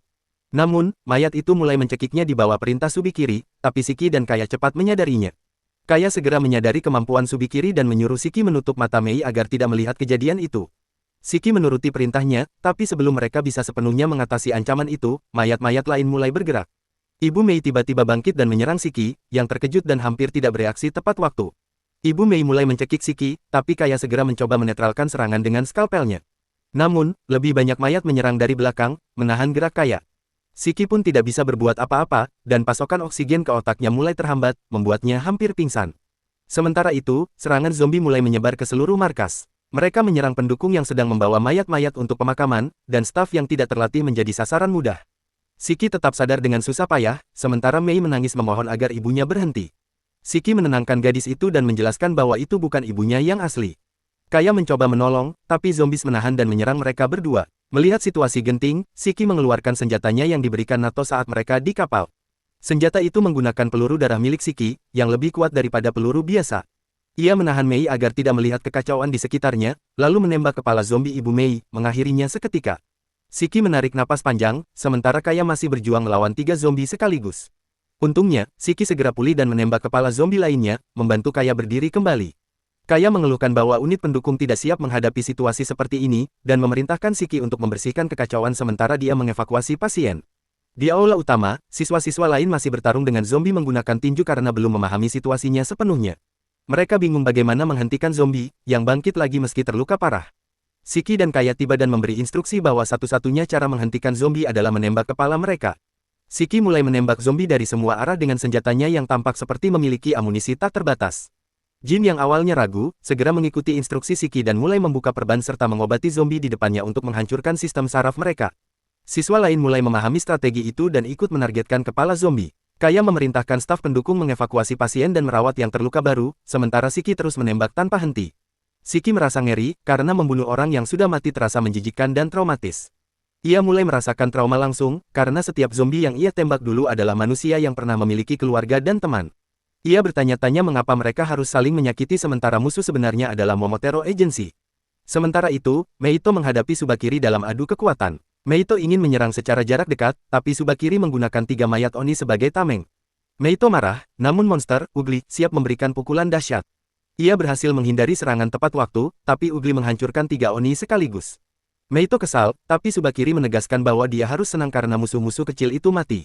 Meito menyadari bahwa sebagai pejuang tunggal, dia tidak bisa menang sendiri, namun Subakiri mengejeknya sebagai seorang loner. Beberapa Oni lemah mencoba membantu Meito, tapi dia menyuruh mereka pergi demi keselamatan. Subakiri menegaskan tidak ada yang boleh meninggalkan lokasi, dan memerintahkan asistennya, Momogi, untuk menahan mereka. Momogi menciptakan penghalang tak tembus di sekitar Meito dan Oni lain, menahan mereka di tempat. Subakiri menyebut bahwa dia menanam pemancar pada semua mayat Oni, yang berkumpul tepat di bawah kuil, sehingga itu adalah markas Oni. Subakiri memerintahkan Momogi untuk mengirim Ugly masuk ke penghalang, yang diberi izin untuk menyerang. Meito panik karena melihat perut Ugly membengkak, menyadari itu akan meledak. Ia mencoba menyingkir, tapi ruang terlalu sempit untuk menghindari ledakan dahsyat yang mampu menghancurkan bangunan sekitar. Momogi mempertanyakan apakah mereka perlu memastikan Meito mati, tapi Subakiri menolak karena asap tebal menghalangi pandangan, dan dia tidak ingin seragamnya kotor. Meski tidak sadar sepenuhnya, Meito tetap tampak tidak mengalami cedera serius. Di markas utama, Chiki dan lainnya akhirnya mengalahkan semua zombie, sementara Kaya berhasil mengevakuasi pasien ke tempat aman. Ia mengira masalah selesai, tapi tiba-tiba ia melihat Meito, yang menatap kosong pada mayat orang tuanya. Kaya mendekati untuk menenangkannya, Chiki bergabung. Ia meminta maaf kepada Meito karena menembak ibunya, tapi Meito menanggapinya dingin bahwa itu tidak apa-apa. Chiki terkejut, namun Meito melanjutkan, mengungkapkan bahwa dia selalu lari dari ancaman yang tidak ia mengerti, tidak punya teman, dan bahkan tidak bersekolah, jadi dia sudah tahu kemungkinan hal seperti ini terjadi. Meito menampilkan senyum palsu dan mengatakan pada Chiki untuk tidak khawatir. Chiki, hati hancur mendengar itu, mengenang masa kecilnya dan kekagumannya pada pahlawan super. Dalam cerita rakyat mereka, Momotaro adalah pahlawan, Oni adalah penjahat. Ia bertanya-tanya apakah begitulah cara kerja pahlawan dalam dongeng. Chiki memeluk Meito dan berjanji akan menjadi penjahat yang menghancurkan semua pahlawan, menciptakan dunia di mana dia bisa tersenyum lagi. Meito tidak tahu bagaimana merespons. Setelah itu, Kaya membawa Jin ke krematorium untuk menunjukkan tempat pembakaran mayat Oni yang telah gugur. Jin agak terkejut melihat proses itu, dan Kaya menjelaskan bahwa saat perang dengan Momotaro Agency berlangsung, banyak yang akan mati. Ia memperingatkan Jin tentang bahaya garis depan, namun meyakinkan bahwa Jin bisa sembuh dari hampir semua cedera. Kaya tiba-tiba menjadi sangat akrab, bertanya apakah Jin punya pacar. Jin mengabaikannya dan berjalan pergi, sementara Kaya mengejarnya. Tiba-tiba, Kaya merasakan seseorang mendekat dari belakang. Ia berbalik, dan Subikiri muncul, mencoba menusuk punggungnya. Serangan itu meleset, membuat Kaya terkejut. Jin secara refleks mengeluarkan chainsaw darahnya untuk melawan musuh, tetapi sebelum bisa menyerang, Momogi muncul di belakangnya. Ia menahan chainsaw Jin dengan penjara hitam, lalu mematahkan lengannya. Jin menjerit kesakitan, tetapi penjara hitam di lengannya tidak bertahan lama. Jin mencoba fokus meski kesakitan, menyadari bahwa ini adalah skenario terburuk. Baik Kaya maupun Jin terluka dan tidak mengetahui musuh secara pasti. Kaya tetap tenang dan menyadari bahwa kemampuan Momogi adalah menciptakan penghalang besar, membuat siapapun di dalam markas tidak bisa keluar hidup-hidup. Ia mulai menghitung opsi karena tidak bisa melawan, dan menyadari bahwa siswa-siswa di markas mungkin belum cukup kuat. Reinforcements juga tidak akan datang segera, berarti kemungkinan besar ia akan mati. Subikiri bertanya apakah Kaya mengenal Shiki, membuat situasi lebih rumit. Kaya memutuskan untuk melawan sebaik mungkin dan mengeluarkan seringai berisi racun dari jasnya. Namun sebelum ia bisa menggunakannya, Subikiri menebas leher Kaya, menimbulkan luka besar dan darah memancar deras. Kaya panik, karena tidak menyangka serangan itu datang begitu cepat, dan jatuh pingsan, menyadari bahwa dia mungkin sudah mati. Subikiri berpikir untuk mengontrol tubuh Kaya melalui bakterinya, namun berhenti saat mendengar suara Ugly di luar penghalang. Ia memberi perintah kepada Momogi untuk membiarkan Ugly masuk, yang kemudian diizinkan. Subikiri memastikan Ugly membawa kotak yang ia pesan. Kotak kayu itu dikeluarkan dengan hati-hati, menjadi fokus pencarian Shiki dan Jin di markas. Sementara itu, Jin tiba di markas untuk memperingatkan semua orang. Ia terkejut tidak melihat siapapun, tapi saat memasuki aula utama, semua orang sudah siap bertarung. Mereka lega melihat Jin, tapi bingung mengapa semua orang berkumpul di satu tempat. Shiki menjelaskan bahwa Juju menggunakan kemampuannya dan menemukan musuh mendekat, sehingga semua orang bertindak cepat untuk mengevakuasi pasien. Namun sebelum mereka bisa melarikan diri, sebuah dinding hitam menutup pintu keluar, membuat mereka terjebak. Beberapa orang menyarankan mencari jalan lain, tapi perawat memastikan bahwa tidak ada jalan lain. Shiki bertanya tentang Kyoya, tapi sebelum Jin bisa menjawab, Ugly muncul. Monster itu menyeramkan, berjalan di antara mereka menuju seseorang acak yang kemudian menjadi santapan monster. Semua menatap dengan ketakutan, menyadari betapa berbahayanya situasi ini. Shiki segera memimpin kelompok untuk melawan, sementara Jin menyiapkan chainsaw darahnya. Mereka sadar bahwa musuh yang datang bukan hanya sekadar pasukan biasa, tetapi perpaduan antara manusia dengan kemampuan Momotaro dan makhluk buatan Subikiri. Markas yang sebelumnya terlihat aman kini berubah menjadi arena pertarungan yang mematikan, menuntut strategi cepat dan koordinasi sempurna agar semua bisa bertahan hidup. Ugly terus mendekat, dan suasana di aula utama berubah menjadi panik total. Shiki mengarahkan semua orang agar tetap tenang, sambil mempersiapkan senjatanya. Jin menyiapkan chainsaw darahnya, berusaha menahan monster itu. Shiki memperhatikan pergerakan Ugly dan menyadari bahwa meski ukurannya besar, makhluk itu lamban saat berbelok. Ia memanfaatkan kesempatan itu, menembakkan peluru darah ke kepala Ugly, membuatnya terhuyung sejenak. Sementara itu, beberapa siswa lain mulai melawan zombie-zombie yang tersisa. Mereka mengikuti instruksi Shiki, menargetkan kepala untuk menghentikan mayat hidup tersebut. Jin berhasil menahan serangan Ugly untuk sementara, namun tubuhnya mulai lelah karena luka sebelumnya. Shiki menyadari bahwa mereka harus mengalihkan perhatian monster itu agar bisa mengevakuasi pasien. Ia menginstruksikan beberapa siswa untuk membuat suara dan menarik Ugly ke sisi lain markas. Di luar aula, Subikiri memantau semuanya melalui alat pengendali makhluk. Ia menyeringai, melihat kekacauan yang terjadi. Mamogi tetap berada di sisi markas, memantau setiap gerakan mereka dan siap menutup penghalang jika diperlukan. Shiki dan Jin harus berpikir cepat, jika salah langkah, markas akan hancur dan banyak yang tewas. Shiki kemudian memutuskan untuk menggunakan strategi baru, ia menembakkan serangkaian peluru darah yang menciptakan ledakan kecil, memaksa Ugly mundur. Dalam kebingungan itu, Jin menyerang dari sisi lain, membuat monster itu terganggu. Shiki memanfaatkan kesempatan untuk mendekati kotak kayu yang dibawa Ugly. Ia menyadari kotak itu mungkin berisi sesuatu yang penting bagi Subikiri. Dengan akurasi tinggi, ia menembakkan beberapa peluru lagi, membuat Ugly jatuh ke tanah sementara. Jin langsung melancarkan serangan chainsaw ke arah leher makhluk itu, memastikan mereka memiliki waktu lebih lama. Shiki kemudian membuka kotak kayu itu dengan cepat. Di dalamnya terdapat sebuah perangkat misterius yang bersinar merah, jelas alat eksperimen Subikiri untuk mengontrol Oni atau makhluk buatan lainnya.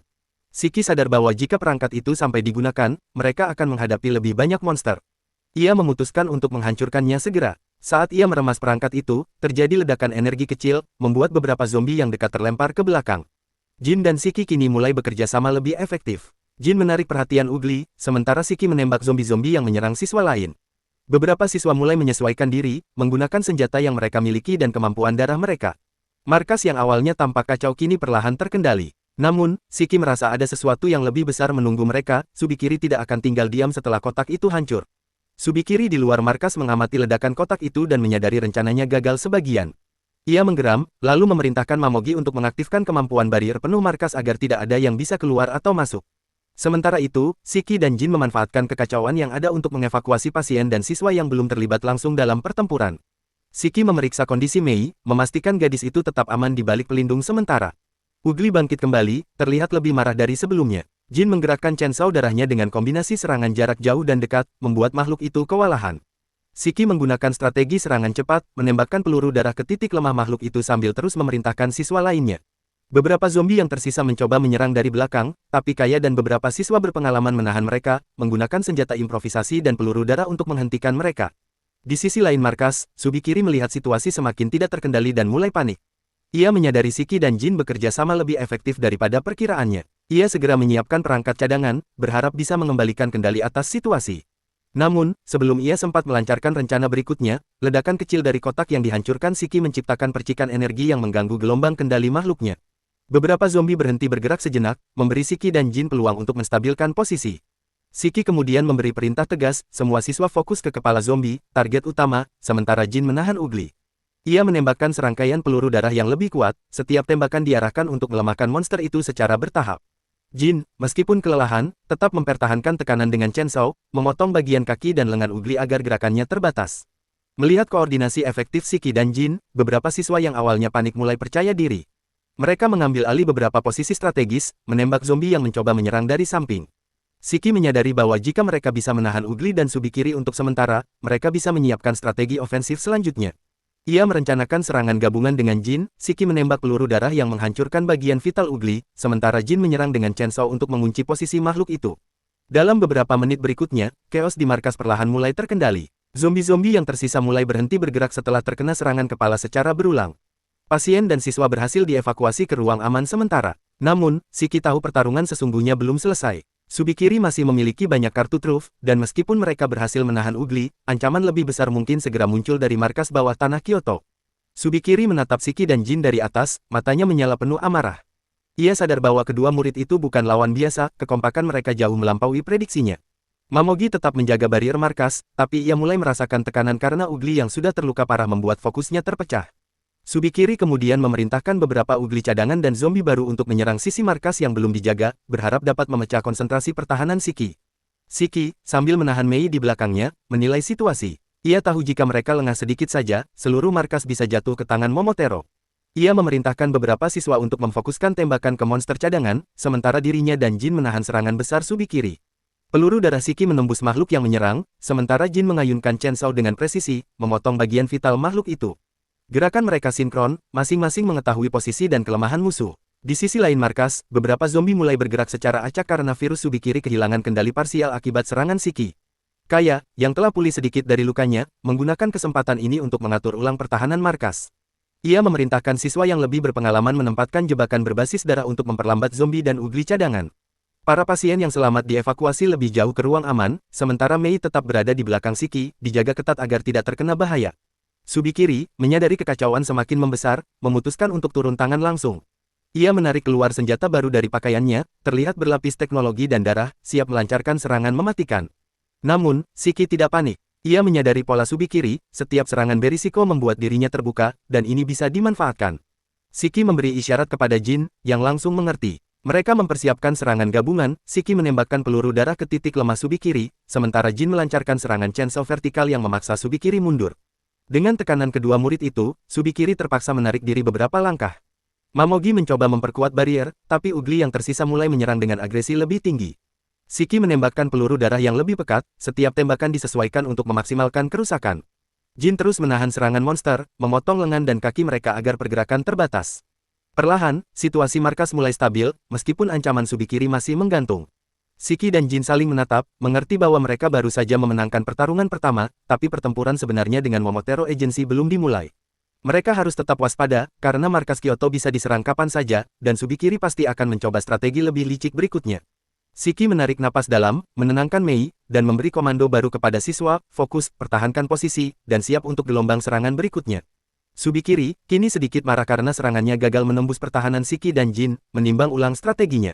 Ia memerintahkan Mamogi untuk memanggil lebih banyak ugly modifikasi khusus, yang lebih besar dan cepat, serta beberapa zombie yang telah dioptimalkan agar lebih tangguh. Ia ingin menekan markas Kyoto dalam satu serangan besar, berharap chaos akan membuat Shiki kehilangan fokus. Di markas, Shiki mulai menyusun rencana cepat. Ia menyadari bahwa mereka tidak bisa hanya bertahan, mereka perlu menyerang secara ofensif untuk mengurangi jumlah musuh sebelum subjek lebih kuat muncul.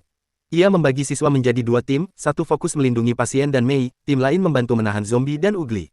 Shiki dan Jin tetap di garis depan, menjaga jalur utama masuk musuh. Mamogi melepaskan serangan pertama dengan ugly raksasa yang menyerang dari langit-langit. Shiki mengatur posisi, menembakkan peluru darah ke leher dan kepala makhluk itu, sementara Jin mengayunkan chainsaw dengan ritme cepat, memotong anggota yang melayang dari serangan udara. Beberapa siswa yang lebih berani ikut menyerang, menggunakan kombinasi pukulan dan darah untuk memperlambat kemajuan musuh. Subikiri menyadari bahwa strategi frontal tidak akan berhasil. Ia menurunkan beberapa zombie yang membawa racun, berharap bisa melemahkan pertahanan markas secara perlahan. Namun, Juju sudah memprediksi ini. Dengan darahnya, ia membuat radar yang mengidentifikasi zombie beracun, lalu memberi isyarat ke Shiki. Shiki langsung menembakkan peluru darah yang lebih pekat untuk menetralisir racun sebelum mereka bisa menyerang tim pertahanan. Sementara itu, Kaya memanfaatkan celah yang ada untuk memasang barikade darurat dari darah dan benda di sekitar, memperlambat pergerakan musuh. Ia juga membantu siswa yang cedera, memastikan mereka bisa kembali bertempur secepat mungkin. Kecepatan koordinasi markas mulai membuat Subikiri frustrasi, setiap langkahnya terhenti oleh respons cepat Shiki dan Jin. Subikiri memutuskan mengambil risiko. Ia memusatkan seluruh kekuatannya pada satu titik, ingin menembus barisan Shiki dengan gelombang besar zombie dan ugly modifikasi. Namun, Shiki sudah membaca pola serangan itu. Ia memberi sinyal ke Jin, dan keduanya melancarkan serangan simultan. Shiki menembakkan peluru darah bertubi-tubi, sementara Jin memotong jalur masuk dengan chainsaw, membuat gelombang musuh hancur sebelum menyentuh barisan pertahanan. Markas kini mulai sedikit stabil, meskipun ancaman Subikiri masih nyata. Shiki menatap Jin dan tersenyum samar, mengetahui bahwa kerjasama mereka mulai membuahkan hasil. Mereka telah membuktikan bahwa Momotaro tidak bisa begitu saja meremehkan kekuatan murid-murid Kyoto, dan ancaman besar berikutnya akan membutuhkan strategi yang lebih cerdik lagi. Subikiri, kesal karena serangan frontal gagal, mengeluarkan taktik baru. Ia memerintahkan Mamogi untuk memanggil ugly spesial yang bisa mengeluarkan semburan asam mematikan, ditambah zombie terinfeksi dengan racun lebih kuat. Shiki segera memberi perintah cepat, satu tim menahan musuh, tim lain mengevakuasi pasien. Jin tetap di sisi Shiki, menjaga jalur utama. Ugly pertama menyerang dari langit-langit, tapi Shiki menembakkan peluru darah tepat ke kepala dan lehernya, sementara Jin menebas bagian yang menghalangi dengan chainsaw. Siswa lain ikut bertempur, menembakkan darah dan menyerang zombie dengan pukulan kuat, mengurangi kemajuan musuh. Subikiri marah, menyadari frontal attack tidak berhasil, lalu menurunkan zombie beracun untuk melemahkan pertahanan markas. Juju dengan cepat menggunakan radar darahnya untuk mendeteksi zombie beracun, memberi sinyal ke Shiki. Shiki menembakkan peluru darah lebih pekat, menetralisir racun sebelum menyentuh tim pertahanan. Kaya membuat barikade dari darah dan benda di sekitar, memperlambat gerakan musuh, dan menolong siswa yang cedera. Strategi cepat ini membuat Subikiri frustrasi, setiap langkahnya dihentikan oleh koordinasi Shiki dan Jin. Subikiri memusatkan kekuatannya pada satu titik, ingin menembus barisan Shiki dengan gelombang besar zombie dan ugly. Namun, Shiki sudah membaca pola itu. Ia memberi sinyal ke Jin, lalu keduanya melancarkan serangan simultan, peluru darah Shiki menghujani musuh, sementara Jin memotong jalur masuk dengan chainsaw, menghancurkan gelombang musuh sebelum menyentuh pertahanan. Markas mulai stabil meski ancaman masih nyata, menunjukkan kerjasama mereka efektif. Subikiri menyadari musuhnya lebih tangguh dari perkiraan. Ia memanggil semua zombie yang ada di markas Kyoto dan Ugly modifikasi untuk serangan terakhir. Shiki cepat membagi siswa menjadi 3 kelompok, penembak, penghalang, dan penyelamat. Jin tetap di sisi Shiki, menebas semua jalur masuk. Ugly raksasa menyerang dengan semburan asam, menghancurkan sebagian barikade. Shiki menembakkan peluru darah pekat, menetralkan serangan, sementara Jin memotong bagian yang tersisa. Tim siswa mengikuti arahan, menghancurkan zombie beracun dan mengevakuasi pasien yang terjebak. Subikiri mulai kehilangan kesabaran, ia menyadari kekuatan murid-murid Kyoto lebih terkoordinasi daripada yang ia bayangkan. Shiki dan Jin bersiap menghadapi gelombang terakhir. Shiki menggunakan kombinasi peluru darah dan taktik pertahanan, sementara Jin menciptakan chainsaw baru yang bisa memutar, menghancurkan semua musuh yang datang. Zombie mulai mundur, Ugly modifikasi sebagian hancur, beberapa musuh berhasil dijebak di barikade kaya. Subikiri panik, melihat rencananya gagal. Ia mencoba memusatkan kekuatan terakhirnya untuk mengirim gelombang serangan yang lebih besar, tapi Shiki sudah siap. Dengan perhitungan cepat, ia menembakkan peluru darah ke inti gelombang, menghancurkan seluruh struktur serangan Subikiri. Jin menebas sisa musuh, memastikan markas aman. Shiki menatap Jin dan tersenyum samar, mengetahui bahwa kerjasama mereka membuahkan hasil. Meski Subikiri masih hidup, markas Kyoto berhasil bertahan, dan pasien serta siswa aman. Mereka berhasil menunjukkan bahwa Momotaro tidak bisa meremehkan kekuatan murid-murid Kyoto. Subikiri dan Mamogi mundur, menyadari bahwa mereka telah gagal menembus pertahanan markas. Shiki dan Jin memeriksa seluruh markas, memastikan pasien aman dan siswa tidak cedera serius. Kaya mulai menyusun strategi pertahanan jangka panjang, memperkuat markas dengan barikade darah dan alat bantu lainnya. Shiki menenangkan Mei yang masih shock akibat peristiwa sebelumnya. Ia menjanjikan bahwa tidak ada yang akan menyakitinya lagi, dan bertekad untuk melindungi semua orang. Siswa yang lain, termasuk Juju dan Hikari, mulai mengatur pertahanan, belajar dari pengalaman bertempur nyata. Markas Kyoto kini aman, meski ancaman Momotaro masih ada. Nato kembali, memeriksa keadaan markas dan memuji Shiki serta Jin atas keberanian dan kecerdikan mereka. Ia menekankan bahwa pertahanan markas ini hanyalah latihan menghadapi ancaman lebih besar yang mungkin datang. Shiki dan Jin berdiri di atas reruntuhan sebagian markas yang hancur, melihat ke arah langit Kyoto. Mereka tahu ini baru permulaan. Dengan kerjasama, kekuatan, dan tekad, mereka berdua siap menghadapi ancaman Momotaro berikutnya. Markas Kyoto menjadi simbol perlawanan, tempat murid-murid belajar bahwa kekuatan sejati bukan hanya soal kemampuan bertarung, tapi juga keberanian melindungi yang lemah dan bekerja sama sebagai tim. Dengan itu, sementara matahari terbenam di ufuk Kyoto, Shiki, Jin, dan teman-temannya berdiri tegak, siap untuk babak berikutnya dari perang melawan Momotaro Agency. Semua orang memutuskan untuk melarikan diri agar tidak menghadapi monster, dan Shiki memutuskan untuk menjaga Mei tetap aman bersamanya. Tak lama setelah itu, Subakiri dan yang lain memasuki aula dan menemukannya kosong. Ia memerintahkan para Uglis menurunkan peti mati dan duduk di atasnya, menghalangi Mamogi untuk menangkap Shiki hidup-hidup dan membunuh semua orang lainnya. Mamogi bertanya apakah ia tidak akan ikut dengannya, dan Subakiri menolak, mengatakan bahwa ia memiliki beberapa pikiran penting yang perlu dipertimbangkan. Sementara itu, Fatichuna yang berambut pirang sedang mencari pakaian di kamar mandi agar bisa bergerak lebih leluasa. Sementara itu, Imou Rokiro yang dramatis juga berada di ruangan yang sama, menangis karena detak jantungnya tidak normal dan takut akan mati. Kuhina menyuruhnya untuk berolahraga jika ia langsung ambruk hanya setelah berlari sebentar. Ia kemudian menutupi wajah Rokiro agar tidak melihatnya berubah, dan secara ironis berubah menjadi pakaian gym minim. Rokiro bertanya apa rencananya sekarang, dan Kuhina menjawab bahwa ia akan duduk dan menyerang, jelas-jelas. Ia cemburu melihat orang sehat mendengar hal itu karena selalu takut sakit. Tiba-tiba, mereka mendengar langkah berat seorang Ugly mendekat, dan Rokiro panik, mengatakan ia tidak bisa bertarung dalam keadaan stres. Ia memohon Kuhina melakukan sesuatu, yang tiba-tiba membuat Badi itu terpicu karena Kuhina suka mengendalikan segalanya. Ia menyuruh Rokiro bersembunyi di lemari karena ia akan menangani semuanya, dan Rokiro dengan gugup menaati perintahnya. Kuhina kemudian berdiri menghadap pintu, menunggu musuh datang. Ugly itu menerobos dinding dan masuk ke ruangan, tapi sebelum bertarung, bertanya apakah Kuhina adalah Chiki. Kuhina dengan marah membalas bahwa Chiki adalah delinkuen yang terlihat bodoh, dan mendengar ini, monster mulai menyerangnya. Ia menjatuhkan lemari tempat Rokiro bersembunyi, membuatnya pingsan. Sementara itu, Kuhina memutuskan untuk menunjukkan siapa bosnya setelah ruangan cukup berantakan. Ia menggigit ibu jarinya dan darahnya berubah menjadi sarung tinju di sekitar tangannya. Di sisi lain, Jin berlari kembali ke Keoya untuk memeriksanya, dan Akari juga bersiap menghadapi monster. Sementara itu, Chiki fokus bersembunyi untuk menjaga Mei, dan satu-satunya tempat yang ia temukan adalah taman. Rokiro mulai sadar dan menemukan ruangan benar-benar hening. Ia berpikir semuanya hanya mimpi buruk dan keluar dari lemari, namun terkejut melihat wajah monster tepat di depannya. Ia panik ketika situasi menjadi semakin aneh saat monster itu bangkit dan menuju Kuhina dengan patuh. Kuhina mengelus wajahnya untuk menempatkannya, kemudian menghantamnya dengan pukulan kuat. Ia naik ke atas monster dan mulai menumpuk combo pukulan ke kepalanya hingga pingsan. Rokiro ketakutan melihatnya, tetapi Kuhina bersenang-senang menghancurkan monster dan menekannya saat monster terbaring tak berdaya. Ini karena kemampuan Kuhina yang disebut Ilov, yang membuat musuh yang terkena darahnya menjadi budak yang kehilangan kemauan bertarung. Ketika Rokiro keluar dari lemari untuk bertanya apakah ia benar-benar mengalahkan monster sendirian, Kuhina dengan bangga menjawab bahwa ia sudah menyuruhnya menyerahkan semuanya kepadanya. Alasan Kuhina berkata demikian bukan karena ia wanita yang dapat diandalkan, melainkan karena ia sosiopat yang suka membuat semua orang tergantung padanya hingga kehilangan kemampuan bekerja.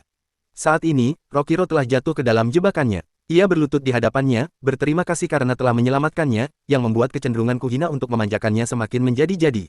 Ia menaruh sehelai spray di lantai dan membujuk Rokiro untuk berbaring, mengatakan bahwa ia akan menangani semuanya. Rokiro gugup karena Kuhina terlalu dekat dengannya. Ia terlihat pucat dan lemah, sehingga Kuhina memutuskan menyiapkan makanan untuknya, membuat Rokiro panik, mengira ini adalah jebakan. Ia mulai gemetar takut Kuhina akan menggunakannya sebagai umpan saat monster berikutnya datang, sementara Kuhina semakin mengurusnya. Tiba-tiba, monster lain datang, dan Kuhina memutuskan menanganinya sebelum kembali memanjakan Rokiro. Ia mengira monster itu lemah, tetapi ternyata jauh lebih kuat dari sebelumnya. Monster itu menggunakan lengannya sebagai cambuk menyerang dan menembus dinding di belakangnya. Rokiro langsung bersembunyi di lemari lagi, dan Kuhina marah karena monster merusak keseruannya. Ia melompat menyerang, mengaktifkan kekuatannya, tetapi monster dengan santai menghindar dan menikam bahunya dengan tentakel. Kuhina berhasil menjauh, tetapi monster menggunakan kedua lengannya untuk mengikatnya, membuatnya tidak bisa menggunakan kekuatannya. Monster menariknya mendekat, dan ketika Kuhina menahan, ia tersangkut di atap. Monster mulai melemparkan Kuhina ke seluruh ruangan, membuatnya tak berdaya. Akhirnya, monster menjatuhkannya ke lantai dan mulai menginjak kepalanya. Rokiro panik melihat ini, namun itu saja kemampuan Rokiro. Ia hanya menonton Kuhina dihancurkan dan berharap seseorang datang menolong. Ia bahkan tidak berpikir bisa membantu karena ia lemah dan pengecut, namun menyadari ia menjadi pecundang tanpa disadari. Ia teringat masa ketika ia bukan pecundang, dan rasanya telah berlalu lama sekali. Rokiro tumbuh di desa kecil yang banyak hanya dihuni manusia, dan seorang gadis bernama Lulu adalah cinta pertamanya. Ia selalu berusaha terlihat keren dan berani meski takut di dalam. Lulu selalu ada di sisinya, dan mereka menghabiskan sebagian besar waktu bersama bahagia. Namun, di balik kehidupan sempurna itu, tidak semuanya baik. Lulu sakit, dan karena hanya seorang diri, ia tidak bisa dibawa ke dokter biasa.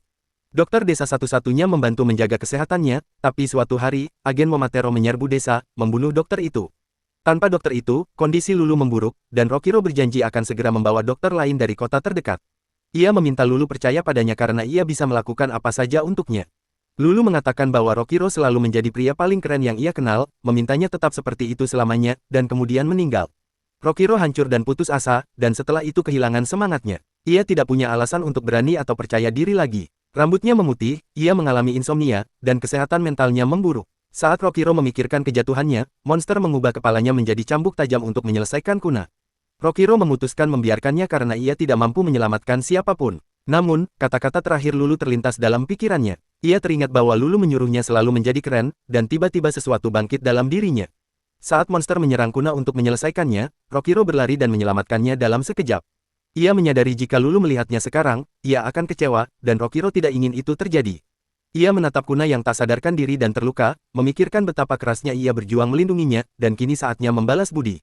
Namun, Rokiro sangat ketakutan dan tidak yakin apakah jantungnya sanggup menghadapi pertarungan, tapi memikirkan Lulu menenangkannya. Ia menggigit ibu jarinya untuk melepaskan darah yang membentuk Lulu. Dengan darah Lulu di depannya, Rokiro lebih tenang dan memintanya tetap di sisinya, meski ia tidak sehebat yang Lulu inginkan. Konstruk darah Lulu memeluknya dari belakang, dan darah perlahan menutupi tubuhnya, menghilangkan kecemasan dan paniknya. Ini bukan kemampuan sejatinya, dan Rokiro hanya bisa mengaktifkan kekuatan sebenarnya saat percaya penuh pada diri sendiri. Darahnya menutupi tubuhnya, dan Rokiro tiba-tiba berubah menjadi semacam idola K-pop. Monster menyerangnya setelah transformasi, tapi Rokiro dengan mudah menghindar, melakukan putaran di udara dan mendarat di belakangnya. Ruangan sudah dipenuhi kelopak bunga dari darah, masing-masing menjadi bilah mematikan. Saat kelopak mengenai monster, tubuhnya hancur berkeping-keping, tapi monster masih hidup. Rokiro dipenuhi percaya diri karena Lulu bersamanya. Ia menantang monster menyerangnya dan menghindari setiap serangan dengan anggun. Ia melompat menyerang, teringat festival musim panas ketika menari dengan Lulu. Saat tenggelam dalam kenangan, Rokiro menghindari serangan monster, memotong lengan-lengannya, memaksa monster bertarung dengan kakinya. Ia menari di seluruh ruangan, mengisi ruangan dengan bilah kelopak, lalu memberikan combo mematikan, menghancurkan monster berkeping-keping. Sementara itu, Shiki bersama Mei, memberitahunya bahwa ia bisa tenang karena monster ugly sudah pergi. Namun, Mei masih terlalu depresi karena kematian orang tuanya, dan berpikir mungkin ia seharusnya mati bersama mereka. Siki berkata jangan sampai berpikir begitu, karena orang tuanya mengorbankan diri untuk menyelamatkannya, dan jika ia mati, semua itu sia-sia. Ia mengatakan agar Mei terus hidup dan melawan keputusasaan yang mencoba menelannya. Ia menyarankan langkah pertama, bersorak untuknya saat ia mengalahkan orang jahat yang mengambil keluarganya. Siki kemudian bangkit, memutuskan mencari Momotaro untuk mengalahkan mereka. Namun, Mei ragu Siki bisa menang. Siki mengatakan selama ia tidak menyerah, ia tidak akan pernah kalah. Sementara itu, Mei tersadar setelah teman-temannya membangunkannya. Ia mengetahui bahwa ia pingsan selama 15 menit dan berterima kasih kepada Siki karena menanggung banyak kerusakan demi melindungi mereka. Mei tidak peduli tentang itu, dan memutuskan segera kembali ke markas untuk membantu murid-muridnya. Di markas, Siki tiba di aula utama tempat Tsubakiri santai. Siki memperkenalkan diri dan menanyakan apakah Tsubakiri yang mengubah mayat menjadi zombie. Tsubakiri dengan senang hati membenarkan. Siki bertanya bagaimana bisa menghina orang mati seperti itu, dan Tsubakiri hanya tertawa, mengatakan bahwa mereka bukan manusia, jadi tidak punya hak sebagai manusia. Siki marah, mengacungkan glock kepadanya, tetapi Tsubakiri hanya menatapnya dengan penasaran. Sementara itu, Jin berlari mencari Keoya, tapi dihentikan Mami Mamogi, yang mengatakan dokter itu sudah mati. Ia menanyakan apakah Jin ingin membalas teman yang gugur, dan Jin menjawab ia tidak peduli Keoya, tapi akan senang membunuh Momotaro yang ditemuinya. Ia melepaskan serangan rantai, dan Mamogi mengaktifkan kekuatannya untuk melawan. Jin melesat ke arahnya dan menyerangnya dengan kekuatan penuh, tetapi Mamogi melindungi diri dengan menciptakan ruangan tak tertembus. Ia keluar dari ruangan dan melautkannya segera setelah memblokir serangan, mengatakan pada Jin bahwa serangannya lemah dan tidak bisa menyentuhnya. Jin menganggap ini sebagai tantangan, semakin bertekad membunuhnya. Sementara itu, Tsubakiri melempar pisau ke Siki untuk melucuti senjatanya, menyuruhnya berhenti bermain-main dengan mainan dan menggunakan kekuatan sebenarnya untuk menyerangnya. Siki marah dan memutuskan menghancurkannya dengan kekuatan penuh. Ia menciptakan roket launcher kuat, mengendalikan kekuatannya dengan amarah dan dendam murni, mengatakan pada Tsubakiri bahwa ia akan habis-habisan menghancurkannya. Ia memikirkan penderitaan Mei akibat Tsubakiri, dan juga perkataan Nato agar tidak menggunakan kekuatannya karena tidak bisa mengendalikannya. Siki tidak ingin ada yang memberitahunya apa yang bisa atau tidak bisa ia lakukan, dan menembakkan roket launcher itu ke Tsubakiri, menciptakan ledakan besar. Namun, Tsubakiri menghindari serangan itu, dan Siki menggunakan kesempatan untuk mengejek, menanyakan apakah Tsubakiri begitu ketakutan hingga harus sembunyi menyelamatkan diri. Perhatian Siki kemudian tertuju pada peti mati, dan ia bertanya-tanya apa yang ada di dalamnya. Tsubakiri menjawab dengan membuka pintu peti, dan seorang pria berpakaian Momotaro keluar. Ia menyatakan akan membasmi semua Oni, dan Siki menyadari ini adalah salah satu zombie Tsubakiri. Siki memanggilnya bajingan tak berhati, menanyakan bagaimana bisa mengubah mayat rekan-rekannya menjadi boneka, dan Tsubakiri membalas. Ia menyebut Siki idiot yang licik dan tidak bisa memiliki pemikiran baru sendiri. Ia menjelaskan bahwa orang memiliki kehendak bebas, dan zombie Momotaro ini sebenarnya rela dijadikan boneka setelah mati. Siki tidak mengerti mengapa seseorang memilih itu, ketika zombie Momotaro tiba-tiba menggunakan kemampuannya padanya. Zombie mengirim gelombang kejut gelap menuju jantung Siki, dan dalam beberapa detik, Siki merasa tubuhnya begitu berat hingga tidak bisa berdiri. Saat zombie terus menggunakan kemampuannya, Tsubakiri mengatakan bahwa ketika Momotaro lain berubah menjadi zombie, ia bisa menggunakan kemampuan mereka. Kemampuan partner saat ini adalah mencampur bakteri dengan oksigen di udara sehingga menjadi sangat berat. Sementara itu, zombie terus mengulang kalimat yang sama tentang memusnahkan Oni, dan Tsubakiri mengaku terkejut saat pertama kali mendengarnya berbicara. Ia tidak mengerti apakah itu dendam atau tekad yang membuat mayat berjalan ini bisa berbicara, tapi menurutnya itu adalah puncak semangat Momotaro. Ia terus menekan Siki dengan kekuatan zombie, bertanya berapa lama ia bisa bertahan melawan musuh yang jauh lebih kuat. Sementara itu, sekelompok Oni bersama Nato mencoba menembus penghalang hitam yang dipasang Namogi di sekeliling markas mereka. Senjata mereka hancur saat mengenai dinding, dan mereka bertanya apakah harus mencoba pintu masuk lain. Namun Nato mengatakan itu sia-sia karena penghalang pasti ada di mana-mana. Para tentara cadangan menanyakan apakah ia bisa menghancurkan dinding itu, dan meski Nato yakin bisa, ia merasa itu tidak bijaksana. Saat ini, ada turis di kuil di atas mereka, dan jika dinding dihancurkan dengan kekuatan penuh, nyawa mereka bisa terancam. Tentara cadangan panik karena mereka tidak memiliki wewenang untuk mengevakuasi turis, dan Nato mulai memikirkan solusi. Tiba-tiba, Juji yang kutu buku tiba dan memberitahu Nato bahwa ia menemukan sinyal musuh sebelumnya dan membantu orang-orang yang terluka untuk evakuasi ke tempat aman. Namun, beberapa staf pendukung dan sebagian besar siswa masih berada di dalam. Nato menyadari mereka harus segera menolong semua orang, tapi pertama-tama harus mengevakuasi turis dulu. Saat itu, beberapa Oni melaporkan menemukan sosok aneh di luar pintu, dan ternyata itu adalah Homeowner yang baru sadar. Ia terus bergumam bahwa seharusnya ia tidak berada di tempat indah seperti ini, tapi Nato senang melihatnya. Tiba-tiba, Juji mulai bertingkah seperti pervert tingkat tinggi karena ia menyukai gadis berseragam sekolah. Ia memberitahu Homeowner bahwa ia ingin menghadiahkan V-Car miliknya kepadanya, membuat Homeowner jijik. Nato pun terkejut karena ia mengira Juji adalah orang paling normal di antara para Freak tahun ini. Namun Nato menemukan cara menggunakan kemampuan Homeowner untuk mengevakuasi turis dan segera membawanya ke hutan di sekitar kuil. Nato kemudian memanggil Juji, yang berada di kuil, dan mengatakan bahwa ia akan membuat gempa kecil dan tanah longsor untuk mengevakuasi semua turis. Juji terkejut, tapi Nato meyakinkan bahwa longsor itu kecil dan tidak akan membahayakan siapapun. Tentara Oni sudah tersebar di seluruh kuil untuk membantu evakuasi, dan Nato menyuruh Juji memindai area untuk memastikan semua orang keluar setelah evakuasi. Setelah itu, Nato menatap Homeowner dan memintanya memanggil Titan wanita yang pernah ia panggil, karena itu yang akan menyebabkan longsor. Ia takut kehilangan kendali, tapi Nato meyakinkan bahwa ia akan menangani situasi itu. Meski demikian, Homeowner terlalu takut menggunakan kekuatannya, dan Nato menyerah. Ia memberitahu Juji bahwa rencana longsor dibatalkan dan mereka harus mencari cara lain. Ia kemudian memberitahu Homeowner bahwa ia dikeluarkan karena Nato tidak membutuhkan anggota tim yang tidak berguna. Saat Nato mulai menjauh, Homeowner gugup dan mengatakan ia terlalu takut untuk menggunakan kekuatan yang tidak bisa ia kendalikan. Nato menjawab bahwa rasa takut bukan masalah, tapi menolak berubah adalah masalah besar. Ia tahu insiden yang Homeowner sebabkan sebelumnya secara tidak sengaja, tapi semua orang di kelasnya memiliki masa lalu buruk yang membebani mereka. Ia mengatakan Homeowner harus menjadi orang pertama yang mengambil langkah perubahan, karena tidak ada yang bisa membantunya. Homeowner kemudian menyatakan ingin berubah dan tiba-tiba menggigit ibu jarinya, membuat darahnya memancar. Darah itu membentuk Titan raksasa yang mulai menyerang Nato, yang menghindar dari serangan. Serangan Titan wanita mengguncang gunung, dan Homeowner mulai panik. Ia meminta maaf karena tidak bisa mengendalikan kekuatannya, tapi Nato mengatakan itu baik-baik saja karena itulah yang ia inginkan sekarang. Serangan Titan menyebabkan tanah bergetar dan bongkahan gunung besar mulai longsor, menciptakan kepanikan di antara turis. Tentara yang ada segera menyuruh mereka mengevakuasi diri. Setelah semua berhasil keluar, Juji mengonfirmasi menggunakan kemampuan radarnya, dan Nato memutuskan menghentikan Homeowner dan menidurkannya untuk menghentikan amukan Titan. Sementara itu, Jin sedang bertarung melawan Mamogi, yang menolak serangannya dengan kotak hitam. Jin berusaha menjaga jarak, tapi tidak menyadari Mamogi memanggil kotak di belakangnya, dan ia terperangkap di dalamnya.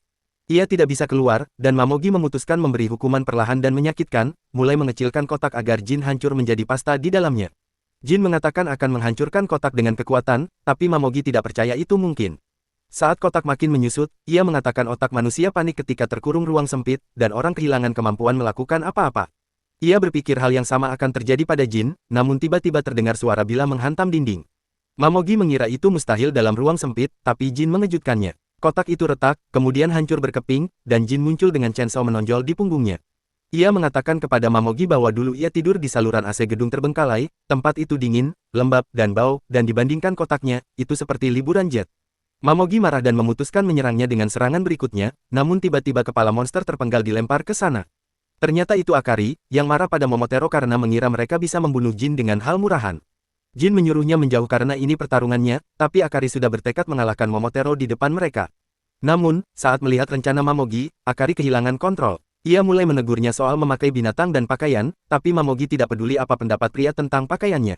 Akari meneteskan darah ke tanah untuk mengaktifkan kekuatannya, tapi Mamogi mencoba menjebak kedua anak laki-laki di dalam sangkarnya terlebih dahulu. Sayangnya bagi Mamogi, Akari terlalu cepat dan gesit. Ia dengan mudah melewati serangan dan menendang rahang Mamogi dengan kuat, membuatnya terkejut.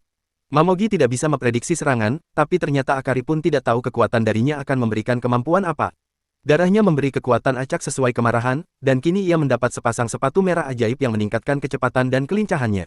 Akari berpikir seharusnya ia lebih marah agar mendapatkan senjata lebih baik, tapi Mamogi hanya menganggapnya musuh tipe cepat, yang tidak cocok dengannya. Sementara itu, di luar penghalang, Nato menggunakan serangan khusus untuk menghancurkan penghalang. Seluruh markas berguncang, dan ia menyadari bangunan akan segera runtuh. Namun, ia percaya nyawa teman yang terjebak di dalam lebih berharga, dan mereka harus cepat menyelamatkan mereka. Semua orang di dalam juga merasakan getaran dan sadar mereka harus segera keluar. Nato dan kelompoknya kemudian mencapai tempat Mamogi bertarung melawan Jin dan Akari.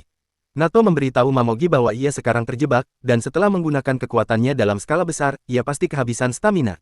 Nato menyuruhnya menyerah karena ia tidak bisa lari, tapi Mamogi mengatakan tidak berniat melarikan diri. Ia membuang gaunnya, hanya mengenakan lapisan tipis bakteri hitam, dan menyatakan akan membunuh semua orang di sini. Sementara itu, Tsubakiri juga memutuskan menyelesaikan pertarungannya dengan Shiki, tapi Shiki menggelinding menjauh dari serangan gravitasi. Ia memanggil kembali roket launcher dan menyerang, namun zombie memanipulasi gravitasi sehingga roket bahkan tidak bisa mencapai target. Tsubakiri kemudian menampilkan kemampuan lain dari partner zombinya, memampatkan oksigen menjadi bola kecil yang menjadi sangat berat berkat kekuatannya. Ia menembakkan bola gravitasi itu ke arah Shiki, menyebabkan cedera internal parah. Shiki mengerang kesakitan, dan Tsubakiri berkata ia tidak percaya bahwa Shiki adalah anak Kishin, yang dulunya dianggap Jenderal Oni terkuat dalam sejarah. Ia kecewa pada Shiki, yang bahkan tidak yakin harus percaya ceritanya atau tidak. Sementara itu, Mei merasakan getaran dan ketakutan saat reruntuhan jatuh dari atap, namun ia teringat kata-kata Shiki agar tidak menyerah pada keputusasaan. Ia memutuskan mencari keberanian dengan mendukung Shiki. Sementara itu, Momotaro bernama Samadair, yang membunuh ayah Shiki, tiba di markas agensi Momotaro. Wakil kapten barunya, Hina, menyambutnya dan langsung memandanginya kagum karena Samadair dianggap legenda hidup di antara Momotaro. Namun, Samadair tidak ingin berurusan dengannya dan mengatakan ia bekerja sendiri. Hina terluka oleh jawaban itu, tapi tetap mengikutinya, bertanya tentang markas dan hal-hal lain karena berasal dari desa dan ini pertama kali ia melihat kota. Ia bertanya tentang anak-anak Kishin, topik gosip di agensi, dan Samadair merasa itu satu-satunya pertanyaan yang layak dijawab. Ia menjelaskan bahwa dulu, Oni menakutkan bernama Kishin hampir menghancurkan agensi Momotaro. Ia menghamili banyak wanita untuk menyebarkan gennya sehingga lebih banyak Oni kuat lahir darinya. Hina merasa aneh karena jika Kishin benar seperti Nikkenon Oni, seharusnya banyak anak dan cucunya memenuhi jalanan. Samadair menjelaskan hanya Oni yang mewarisi kekuatan Kishin disebut anak Kishin, jumlahnya tidak banyak, dan mereka lahir pada waktu tertentu yang bisa diprediksi. Hina bertanya maksudnya, dan Momotaro lain memberi jawaban. Anak Kishin muncul ketika pihak Momotaro mendominasi Oni. Hina terkejut oleh anak nakal yang tiba-tiba muncul, yang memperkenalkan diri sebagai Shinya, Kapten Unit ke-21. Hina gugup di hadapan Shinya karena ia terlihat menakutkan, tapi ia cukup cerewet. Shinya menceritakan bahwa perang antara Momotaro dan Oni berlangsung ribuan tahun, sebenarnya karena Kishin dan keturunannya. Saat agensi Momotaro dibentuk dan hampir menghancurkan komunitas Oni, Kishin lahir. Sejak itu, ketika mereka hampir memusnahkan semua Oni, anak Kishin membangkitkan kekuatannya dan memperpanjang perang. Shinya terus mengejek Oni sambil mengejek Hina, lalu bertanya mengapa masalah jika Oni hidup di antara manusia sekarang. Hina menjawab secara buku teks bahwa Momotaro seharusnya melindungi manusia dari Oni, dan jika Oni bersembunyi di antara manusia biasa, orang tak bersalah bisa menjadi korban. Shinya menegurnya karena terlalu kaku, mengatakan mereka punya politisi yang membantu membersihkan masalah walau identitas mereka terbongkar atau manusia terjebak, tapi politisi itulah yang menyebabkan masalah. Ia mengatakan politisi mulai menuntut mereka membuat obat dari darah Oni dan lain-lain, yang sangat menjengkelkannya. Jika Oni tidak bersembunyi di antara manusia, mereka tak perlu menghadapi politisi itu. Hina bertanya apakah tidak baik kalau orang berkuasa membantu mereka. Shinya mengejeknya lagi, mengatakan politisi hanya melindungi diri sendiri jika terjadi sesuatu. Ia mengejek Hina karena tidak memahami dunia sebenarnya, lalu beralih ke Samadair, mengatakan pasti sulit memiliki desa bodoh sebagai partner. Itu bukan semua yang ingin dikatakan Shinya. Ia mendekati Samadair, mengatakan mungkin ia sudah lewat masa keemasannya karena kalah dari Shiki, yang hanya bocah meski anak Kishin. Shinya mengejek Samadair bahwa pejabat tinggi menempatkannya di markas agar ia pensiun dari tugas lapangan dan memberi kesempatan kandidat lebih baik. Shinya kemudian pergi, mengatakan meski Samadair tetap di tempatnya, ia akan naik pangkat dengan membunuh anak Kishin. Samadair segera meminta tangannya menjauh dari Shiki karena ia ingin membunuhnya sendiri. Shinya mengejek, mengatakan itu akan sulit dengan satu tangan saja. Setelah pergi, Hina bertanya kepada Samadair apakah hanya ada satu anak Kishin, dan ia menjawab ada lebih banyak. Sementara itu, Tsubikiri memberitahu Shiki bahwa selalu ada 8 anak Kishin di setiap generasi, dan ia salah satunya. Ia mengatakan jika kekuatan sejati Shiki sebagai anak Kishin terbangun, ia akan menjadi ancaman bagi agensi Momotaro, itulah sebabnya mereka perlu menyingkirkannya. Namun, ia merasa menangkapnya sebagai kelinci percobaan untuk mempelajari apa yang membuatnya spesial lebih baik, dan itu persis yang ia rencanakan sekarang. Shiki bangkit saat cengkeraman kekuatan zombie melemah, mengutuk Tsubikiri, mengatakan ia tidak peduli legenda Kishin atau apapun. Ia bersumpah tidak akan membiarkan Tsubikiri lolos setelah semua yang terjadi, dan segera memanggil roket launchernya. Shiki mulai menyerang Tsubikiri tanpa menahan diri, memaksa Tsubikiri berlari mengelilingi ruangan untuk menghindari serangan. Namun, ia cepat kehabisan stamina dan jatuh berlutut, pusing karena kehilangan banyak darah. Ia bahkan tidak bisa bergerak, dan Tsubikiri menyebutnya pecundang yang bahkan tidak bisa menghadapi pertarungan ini. Ia memperhatikan bangunan mulai runtuh, lalu memerintahkan partner zombinya menahan Shiki dan melihat Mei bersembunyi di balik tembok. Tsubikiri mengatakan mungkin ia akan menyelesaikannya berikutnya, dan Shiki terkejut melihat Mei dalam bahaya. Beberapa menit sebelumnya, saat Makado dan siswa lainnya kembali ke hotel, sepasang saudara berlari melewati mereka. Tidak ada yang memperhatikan mereka kecuali Jin, yang menyadari sebuah truk melaju ke arah mereka. Ia melihat sopir truk tertidur dan menyadari bahwa truk itu akan menabrak kedua anak itu. Kedua anak itu membeku karena ketakutan dan saling memeluk, sementara truk semakin dekat. Jin tidak bisa membiarkan mereka mati begitu saja. Ia menggunakan kemampuannya dengan darah, menembakkan gergaji rantai ke arah truk, meletuskan bannya dan membuat truk tergelincir. Kedua anak itu berhasil menyeberang jalan, tapi kakak mereka tetap tertabrak, membuat Jin sangat terkejut. Saat itu, Makado segera menyadarkan Jin bahwa mereka harus segera meninggalkan lokasi karena Jin telah menggunakan kemampuannya, dan setiap aksi yang terekam kamera bisa dikirim ke Momotaro Agency. Kamera keamanan di dekat lokasi merekam semuanya dan informasi itu langsung dikirim ke markas Momotaro, yang kemungkinan akan datang ke tempat itu kapan saja. Shiki, yang sebelumnya belum sadar sepenuhnya karena masih terpengaruh oleh kejadian sebelumnya, merasa campuran antara lega dan cemas ketika menyadari situasinya semakin rumit. Ia berlari untuk membantu situasi, tetapi menyadari bahwa keberadaan mereka di kota dengan kamera pengawas yang terhubung langsung ke Momotaro membuat setiap gerakan mereka berisiko. Makado memperingatkan Shiki agar tidak bertindak gegabah dan menekankan bahwa keselamatan mereka tergantung pada koordinasi cepat dan tepat. Sementara itu, di markas Momotaro, para agen menerima rekaman insiden itu. Shinya, yang terkenal sebagai nakal dan ambisius, segera melihat kesempatan untuk meningkatkan reputasinya dengan menangkap Shiki yang kini terlibat dalam insiden publik. Ia segera memerintahkan timnya untuk bersiap bergerak, meskipun secara resmi mereka tidak punya izin untuk bertindak sendiri.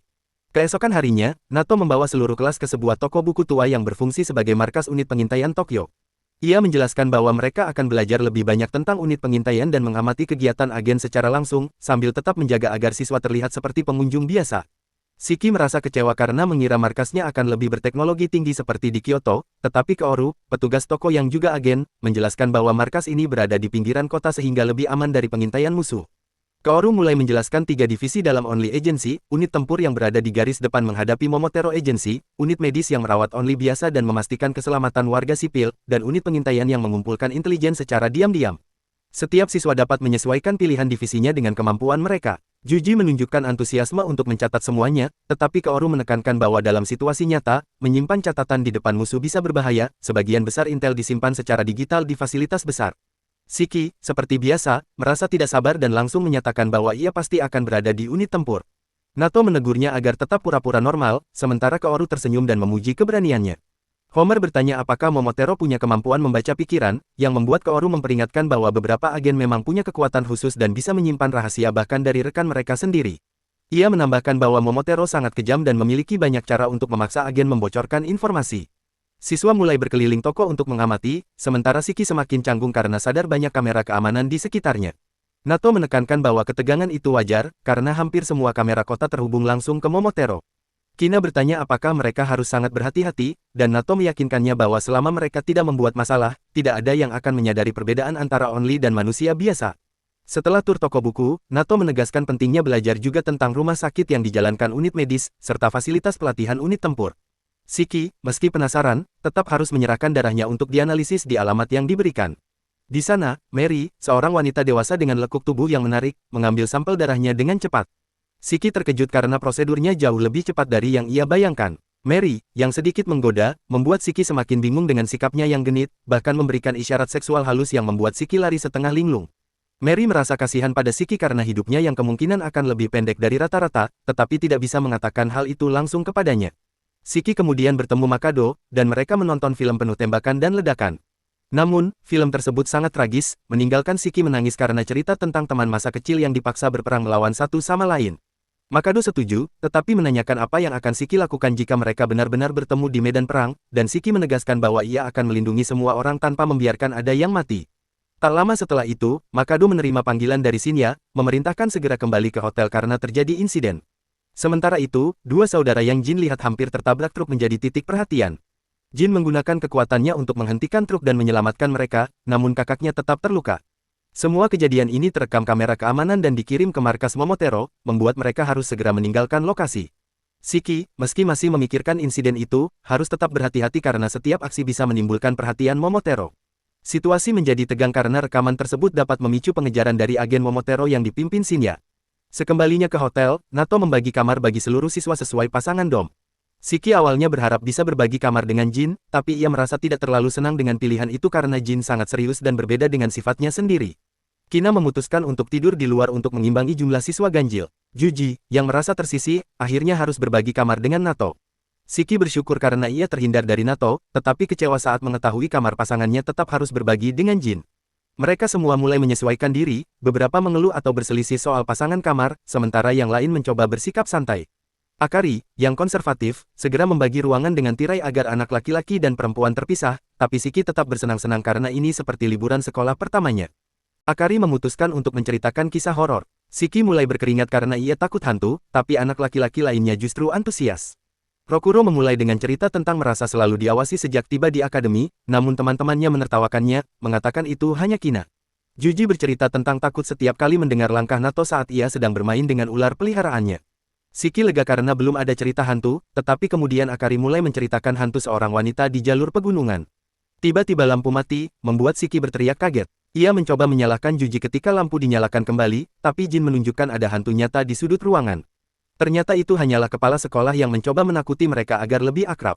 Shiki, Rokuro, dan Juji ketakutan dan berpegangan pada Akari, yang justru ingin menjadi pembasmi hantu. Ia menyerang kepala sekolah, yang menangkisnya dengan medan gaya, sementara Jin bersiap mengusir mereka, dan Shiki menjadi panik serta menembakkan pistolnya sembarangan, merusak ruangan.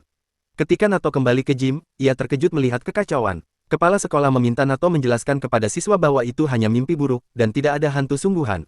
Keesokan harinya, semua siswa meyakini itu hanya mimpi akibat malam badai. Nato kemudian memberitahu mereka bahwa tujuan berikutnya adalah perjalanan lapangan ke Tokyo. Beberapa hari kemudian, seluruh kelas tiba di Tokyo, belajar dari pengalaman ambus di Kyoto, dan menyamar sebagai warga sipil biasa dengan seragam sekolah dan wig. Juji tidak mendapat wig, sehingga terlihat seperti biasanya. Ia mengeluh ke Nato, yang tidak menanggapi. Nato menyuruh mereka beristirahat karena perjalanan dimulai pagi berikutnya. Nato memberi slip kepada Shiki untuk diambil darahnya. Shiki bertanya kenapa harus begitu, dan Nato menjelaskan itu untuk studi darahnya. Shiki mengeluh karena kesulitan akibat insiden Kyoto. Ia lalu menyelinap ke festival musim panas terdekat, menikmati suasana dan ikut permainan menembak. Ia menantang anak-anak untuk memenangkan hadiah top. Shop owner awalnya ragu, tapi Shiki dengan mudah mengenai target terkecil. Seorang penembak lain muncul bersamaan, dan Shiki mengakui kemampuannya serta mulai bersaing secara bersahabat. Mereka menembak semua target dan membagikan hadiah kepada anak-anak. Shiki kemudian duduk di bangku bersama penembak itu, berbagi soda dan mengobrol tentang hobi menembak. Shiki memberi nama palsu Natsu. Ia mengetahui Makoto berusia 19 tahun dan seorang polisi, yang membuat Shiki sedikit kecewa karena tidak menyukai polisi. Makoto menjelaskan bahwa meski terlihat keras, ia menilai orang dari tindakan, bukan penampilan. Ia menunjuk seorang pria yang kelihatan galak, tapi ternyata memberi hadiah ikan mas kepada anak-anak. Shiki mulai menghormati cara berpikir Makoto. Makoto kemudian menceritakan bosnya yang sering menyalahgunakan kekuasaan, membuat Shiki teringat Nato. Shiki menekankan pentingnya tetap berpikir sendiri, tidak terpengaruh bos. Makoto senang mendengar itu, lalu meminta Shiki bertukar kontak agar bisa hangout. Shiki setuju, meski harus mengambil darahnya di kota. Saat mereka ingin bersenang-senang lebih lama, Makoto mendapat pesan dari Shinya, yang menjadi pimpinan Momotaro saat ini. Shinya memerintahkan Makoto untuk segera bekerja, karena mereka menyamar untuk misi Momotaro mencari Shiki. Makoto merasa kecewa harus meninggalkan Shiki, tapi tetap bergegas. Nato dan kelas tiba di toko buku tua markas unit pengintaian. Nato menekankan bahwa siswa harus tetap terlihat normal dan menyamar sambil mengamati agen pengintaian. Kaoru, petugas toko dan agen, menjelaskan sejarah markas Tokyo yang lebih sederhana dibanding Kyoto, karena banyak agen sedang patroli. Ia menguraikan unit tempur, medis, dan pengintaian, serta menjelaskan pentingnya menyimpan intel secara aman.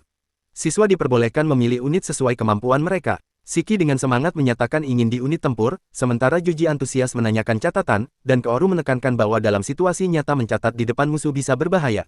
Homer bertanya tentang kemampuan membaca pikiran Momotaro, dan Kaoru menjelaskan sebagian agen memiliki kekuatan unik rahasia.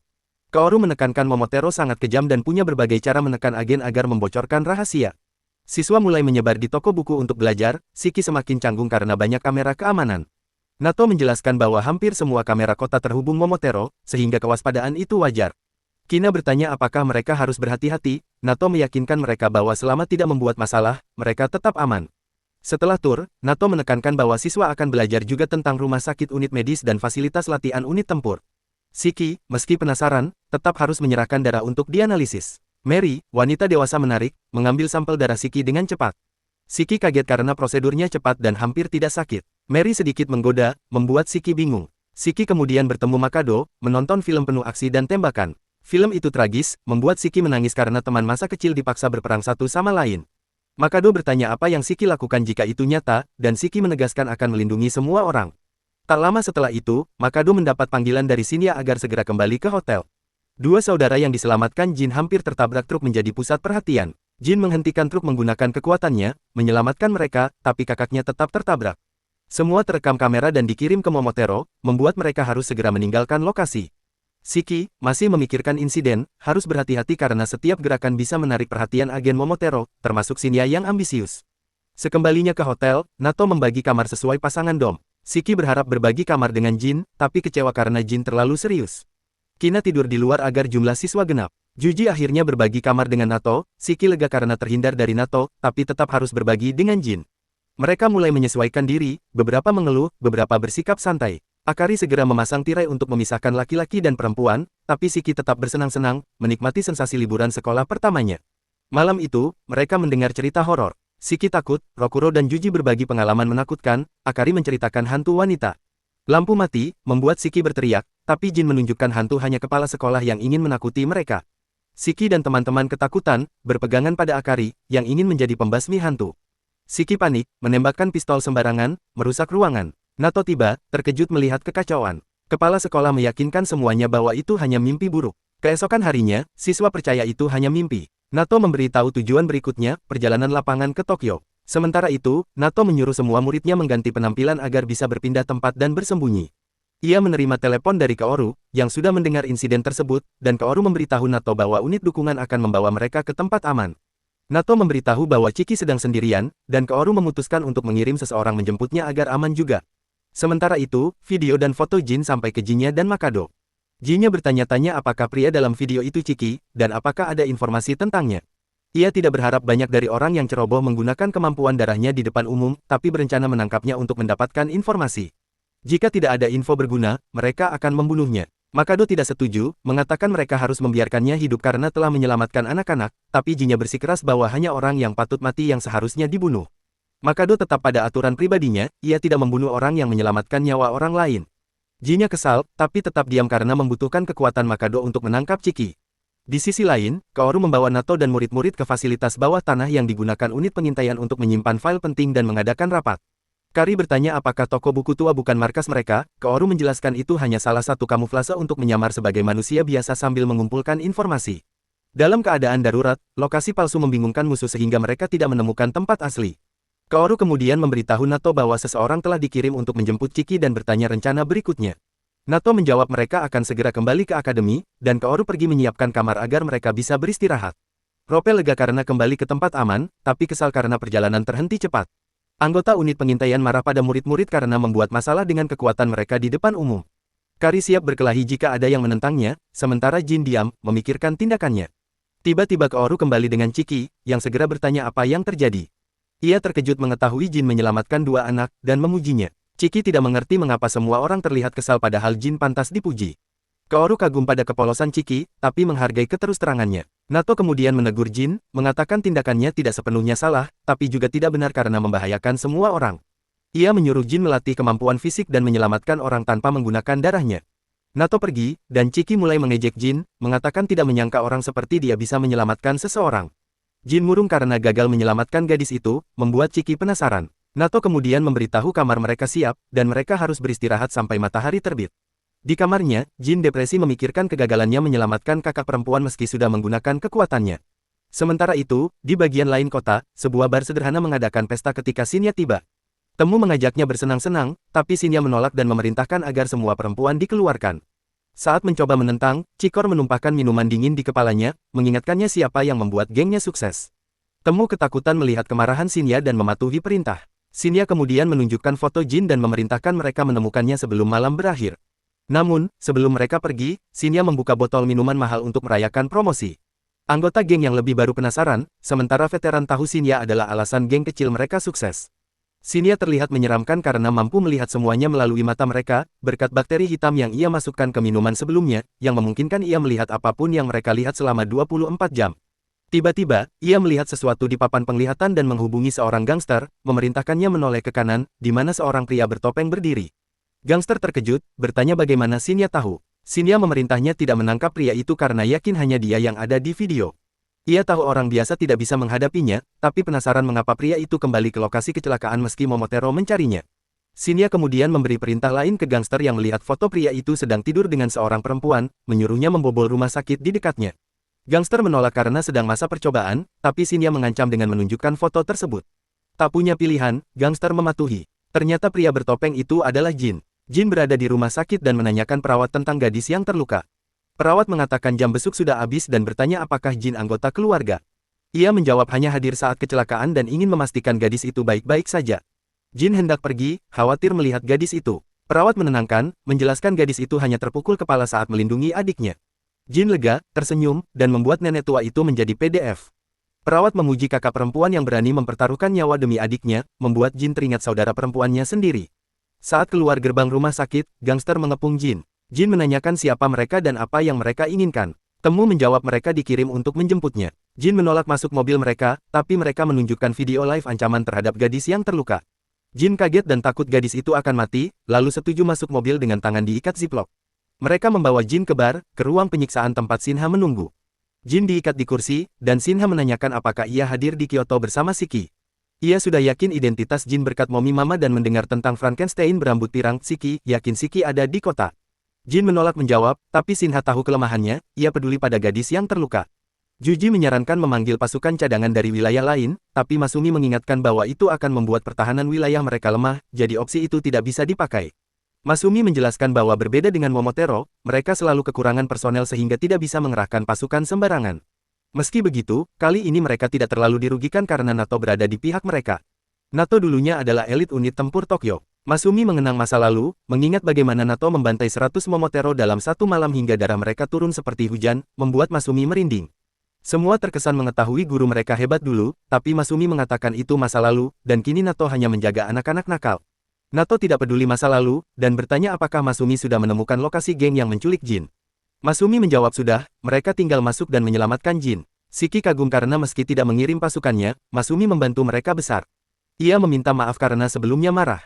Masumi tidak menanggapi serius, dan memberitahu Nato bahwa ia dan Kaoru akan menyusup sendiri. Shiki dan Akari ingin ikut, tapi Masumi menegaskan mereka tidak sanggup menjaga pos atau masuk medan perang aktif. Nato berkata tidak apa-apa jika kedua anak itu ikut, karena pengalaman nyata lebih efektif sebagai pelatihan. Masumi awalnya tidak setuju, mengatakan anak-anak itu tidak boleh pergi. Tapi Juji menawarkan diri membantu unit intelijen dengan bergerak lebih dulu. Ia menegaskan kemampuannya bukan untuk bertarung, tapi bisa membantu. Masumi marah dan menegur Juji, mengatakan ketidakmampuan bertarung bukan alasan untuk masuk tim intelijen. Masumi menjelaskan bahwa tim intelijen adalah yang pertama masuk wilayah berbahaya. Biasanya mereka mundur sebelum pertempuran nyata dimulai, tapi kadang cadangan terlambat dan anggota ditangkap musuh. Jika beruntung, mereka mati seketika, jika tidak, disiksa untuk informasi sebelum dibunuh. Namun mereka tidak pernah menyerahkan intelijen penting dan memilih mati. Hal ini berlaku untuk unit intelijen, tempur, maupun pendukung. Tidak ada zona aman untuk siapapun. Masumi menanyakan pada Juji apakah ia siap menghadapi risiko itu, dan Juji menegaskan kesiapannya. Ia mengatakan bergabung dengan akademi agar berguna bagi komunitas, dan sudah siap mati lama sebelum ini. Akari setuju, menambahkan bahwa jika mereka tidak siap mati, mereka tidak akan di sini. Murid lain juga sepakat, meski tidak yakin menghadapi kematian. Shiki berkata ia juga siap mati, tapi ingin menjadi lebih kuat agar tidak ada yang harus mati. Ia meminta Masumi mengizinkan mereka pergi, menunggu konfirmasi dari Nato. Nato menjawab, mengirim murid akan menjadi pelatihan terbaik, sekaligus menyelesaikan masalah kekurangan personel. Masumi akhirnya setuju, tapi menegaskan tidak akan ada perlakuan khusus hanya karena mereka anak-anak. Nato kemudian membagi murid ke beberapa tim. Juji dan Homer masuk tim intelijen, bertugas mendukung Masumi dan Kaoru. Sisanya masuk unit tempur, ikut menyelamatkan Jin. Nato menekankan agar sebisa mungkin menghindari pertempuran. Shiki bertanya apakah mereka perlu menyamar lagi. Nato menjawab tidak perlu, karena mereka akan memasuki wilayah musuh, dan menyamar bisa menimbulkan kebingungan saat darurat. Masumi kemudian datang membawa seragam untuk semua, menyiapkan mereka keluar menuju kapal tempur. Di sisi lain, Osaku masih memproses kesempatan bertarung melawan Nato. Makado tidak mengerti kenapa Osaku begitu antusias, dan Shinya memberi penjelasan bahwa Nato dulu membunuh 100 Neros sendirian. Kini Nato sudah mundur dari garis depan. Shinya mengatakan Nato dan Shiki selalu bersama, sehingga menghadapi keduanya sekaligus terlalu berat untuk Makado. Ia ingin Tsukayomi dan unitnya menangani Nato sementara ia menghadapi Shiki. Shinya percaya rencana ini menguntungkan kedua belah pihak, dan Osaku diperingatkan untuk siap menerima konsekuensi jika berbohong. Shinya menegaskan ia tidak berbohong soal bisnis, menjanjikan Osaku kesempatan melawan pejuang Oni legendaris. Tsukayomi mempercayai intel Shinya karena itu yang membawanya menjadi kapten, dan menerima tawaran. Saat itu, Shinya menerima konfirmasi Nato sudah memasuki lokasi Jin. Ia menanyakan kesiapan Tsukayomi dan Osaku, yang langsung tersenyum seperti pecandu adrenalin. Tsukayomi setuju mengikuti rencana Shinya dan bertanya apakah ingin membaca ramalannya juga. Shinya menolak, tidak ingin membagi informasi penting seperti tanggal lahir. Makado justru antusias membocorkan tanggal lahir dan golongan darahnya. Shinya mengambil jeda ke toilet, sementara Tsukayomi membaca ramalan yang menyatakan ia akan bertemu seseorang spesial dan membentuk hubungan abadi. Makado langsung penasaran dan bertanya hal-hal tentang Shiki. Sementara itu, Nato memberi instruksi terakhir kepada murid-muridnya untuk tetap waspada dan fokus pada misi penyelamatan Jin. Juji dan Homer memimpin tim intelijen, bergerak lebih dulu untuk memastikan jalur aman bagi tim tempur. Murid lainnya menyiapkan diri masuk kapal tempur, memeriksa persenjataan, komunikasi, dan koordinasi antar tim. Masumi memperingatkan bahwa situasi di wilayah musuh sangat tidak stabil, dan mereka harus siap menghadapi kemungkinan serangan mendadak. Nato menekankan agar mereka tidak gegabah dan tetap bekerja sama. Di sisi lain, Shiki mencoba memahami strategi Masumi dan Nato, sambil menahan rasa gelisah karena Jin berada dalam bahaya. Ia menatap rekan-rekannya dengan serius, menyadari bahwa pengalaman nyata ini akan menguji kemampuan mereka secara maksimal. Di tempat lain, Shinya dan Osaku bersiap untuk konfrontasi. Shinya mengatur posisi unitnya, memastikan jalur komunikasi tetap terbuka. Ia menegaskan bahwa tujuan utama mereka adalah memanfaatkan Shiki dan Nato untuk keuntungan mereka sendiri, sambil mengamankan posisi Jin. Osaku, meski antusias, mencoba memahami strategi dan kekuatan Nato. Mereka menilai kemungkinan kekalahan atau kemenangan bergantung pada koordinasi, intelijen, dan reaksi cepat di lapangan. Shinya memanfaatkan setiap informasi yang tersedia, termasuk hasil ramalan Tsukayomi dan kemampuan penglihatan khususnya, untuk memprediksi pergerakan musuh. Makado tetap fokus pada Shiki, menunggu momen terbaik untuk menyerang, sementara Tsukayomi siap menahan Nato jika diperlukan. Nato dan timnya mulai bergerak memasuki wilayah musuh. Juji dan Homer mengamankan jalur, memastikan tidak ada jebakan atau pengintai musuh. Tim tempur mengikuti, siap menghadapi serangan mendadak. Murid-murid lainnya menyesuaikan posisi, beberapa memanfaatkan keahlian khusus mereka untuk mendeteksi ancaman. Masumi dan Kaoru mengawasi dari jarak aman, memberikan arahan bila diperlukan. Shiki tetap waspada, belajar dari setiap langkah dan keputusan yang diambil. Situasi tegang karena mereka harus menyelamatkan Jin tanpa menimbulkan korban tambahan, sambil menghadapi kemungkinan gangguan dari Shinya dan Osaku. Di markas musuh, Shinya mengawasi gerak-gerik Nato dan timnya melalui kamera pengintai. Ia memperkirakan rute mereka dan mempersiapkan beberapa jebakan untuk menguji kemampuan tim lawan. Osaku tetap fokus pada Nato, siap mengeksekusi serangan jika terjadi celah. Shinya memanfaatkan kemampuan penglihatannya untuk memantau setiap tindakan musuh secara real-time, termasuk tim intelijen yang memimpin jalur. Makado dan Tsukayomi menunggu instruksi, bersiap memanfaatkan setiap kesalahan yang mungkin dilakukan tim penyelamat. Tekanan meningkat karena setiap keputusan bisa menentukan keberhasilan atau kegagalan misi. Tim penyelamat berhasil melewati beberapa titik pengawasan musuh tanpa terdeteksi. Juji dan Homer terus memberikan laporan langsung ke Nato, memandu tim tempur melalui jalur aman. Masumi dan Kaoru memastikan semua komunikasi tetap lancar, menyiapkan rencana cadangan bila situasi memburuk. Shiki terus memantau kondisi sekitar, siap menanggapi ancaman secara cepat. Suasana tegang, namun koordinasi yang baik membuat mereka mampu menghindari konflik yang tidak perlu. Di sisi lain, Shinya mulai menyiapkan langkah selanjutnya untuk menghadang tim penyelamat, sementara Makado dan Tsukayomi menunggu momen terbaik untuk menyerang. Tim penyelamat mendekati lokasi penahanan Jin. Juji dan Homer terus mengawasi setiap gerakan musuh, memberi sinyal agar tim tempur tetap berhati-hati. Masumi dan Kaoru memberikan instruksi dari jarak aman, memastikan setiap langkah tim sinkron. Shiki menekankan koordinasi dan kesabaran, mengingat risiko yang terlalu tinggi jika gegabah. Mereka berhasil melewati beberapa penjagaan awal tanpa diketahui, dan kini berada cukup dekat untuk melihat posisi Jin secara langsung. Nato memberi peringatan terakhir, serangan terburu-buru bisa membahayakan misi, jadi mereka harus tetap tenang dan fokus. Di dalam markas musuh, Shinya mulai merasa gelisah karena tim penyelamat semakin dekat. Ia menginstruksikan Makado dan Tsukayomi untuk bersiap, menutup kemungkinan pelarian atau serangan balik. Osaku menunggu sinyal untuk melakukan kontak langsung dengan Nato, sementara Shinya tetap memanfaatkan kemampuan penglihatannya dari jauh untuk memprediksi setiap pergerakan lawan. Tekanan meningkat karena setiap detik menentukan keberhasilan rencana mereka. Makado mulai menunjukkan kegelisahan, menyadari bahwa menghadapi Shiki dan Nato bersamaan akan jauh lebih sulit dari perkiraan awal. Tim penyelamat berhasil memasuki bagian dalam markas musuh. Juji dan Homer menonaktifkan beberapa jebakan, memastikan jalur aman bagi tim tempur. Shiki dan murid-murid lainnya bergerak dengan hati-hati, menahan diri dari konfrontasi yang bisa memicu alarm. Nato terus mengawasi jalur dan memberi arahan, memastikan semua anggota tetap dalam posisi strategis. Mereka menemukan Jin yang terikat, tampak lelah dan sedikit terluka, namun masih sadar. Shiki segera menghampiri dan memeriksa kondisi Jin, memastikan ia tidak mengalami cedera serius sebelum mereka menariknya keluar. Saat tim penyelamat bersiap mengevakuasi Jin, Shinya, Makado, dan Tsukayomi mulai bergerak untuk menghadang. Namun, koordinasi tim penyelamat yang baik membuat mereka mampu mengantisipasi serangan. Nato memimpin langkah-langkah defensif dan ofensif secara bersamaan, menjaga keselamatan murid-muridnya sambil memaksimalkan peluang untuk mengalahkan musuh.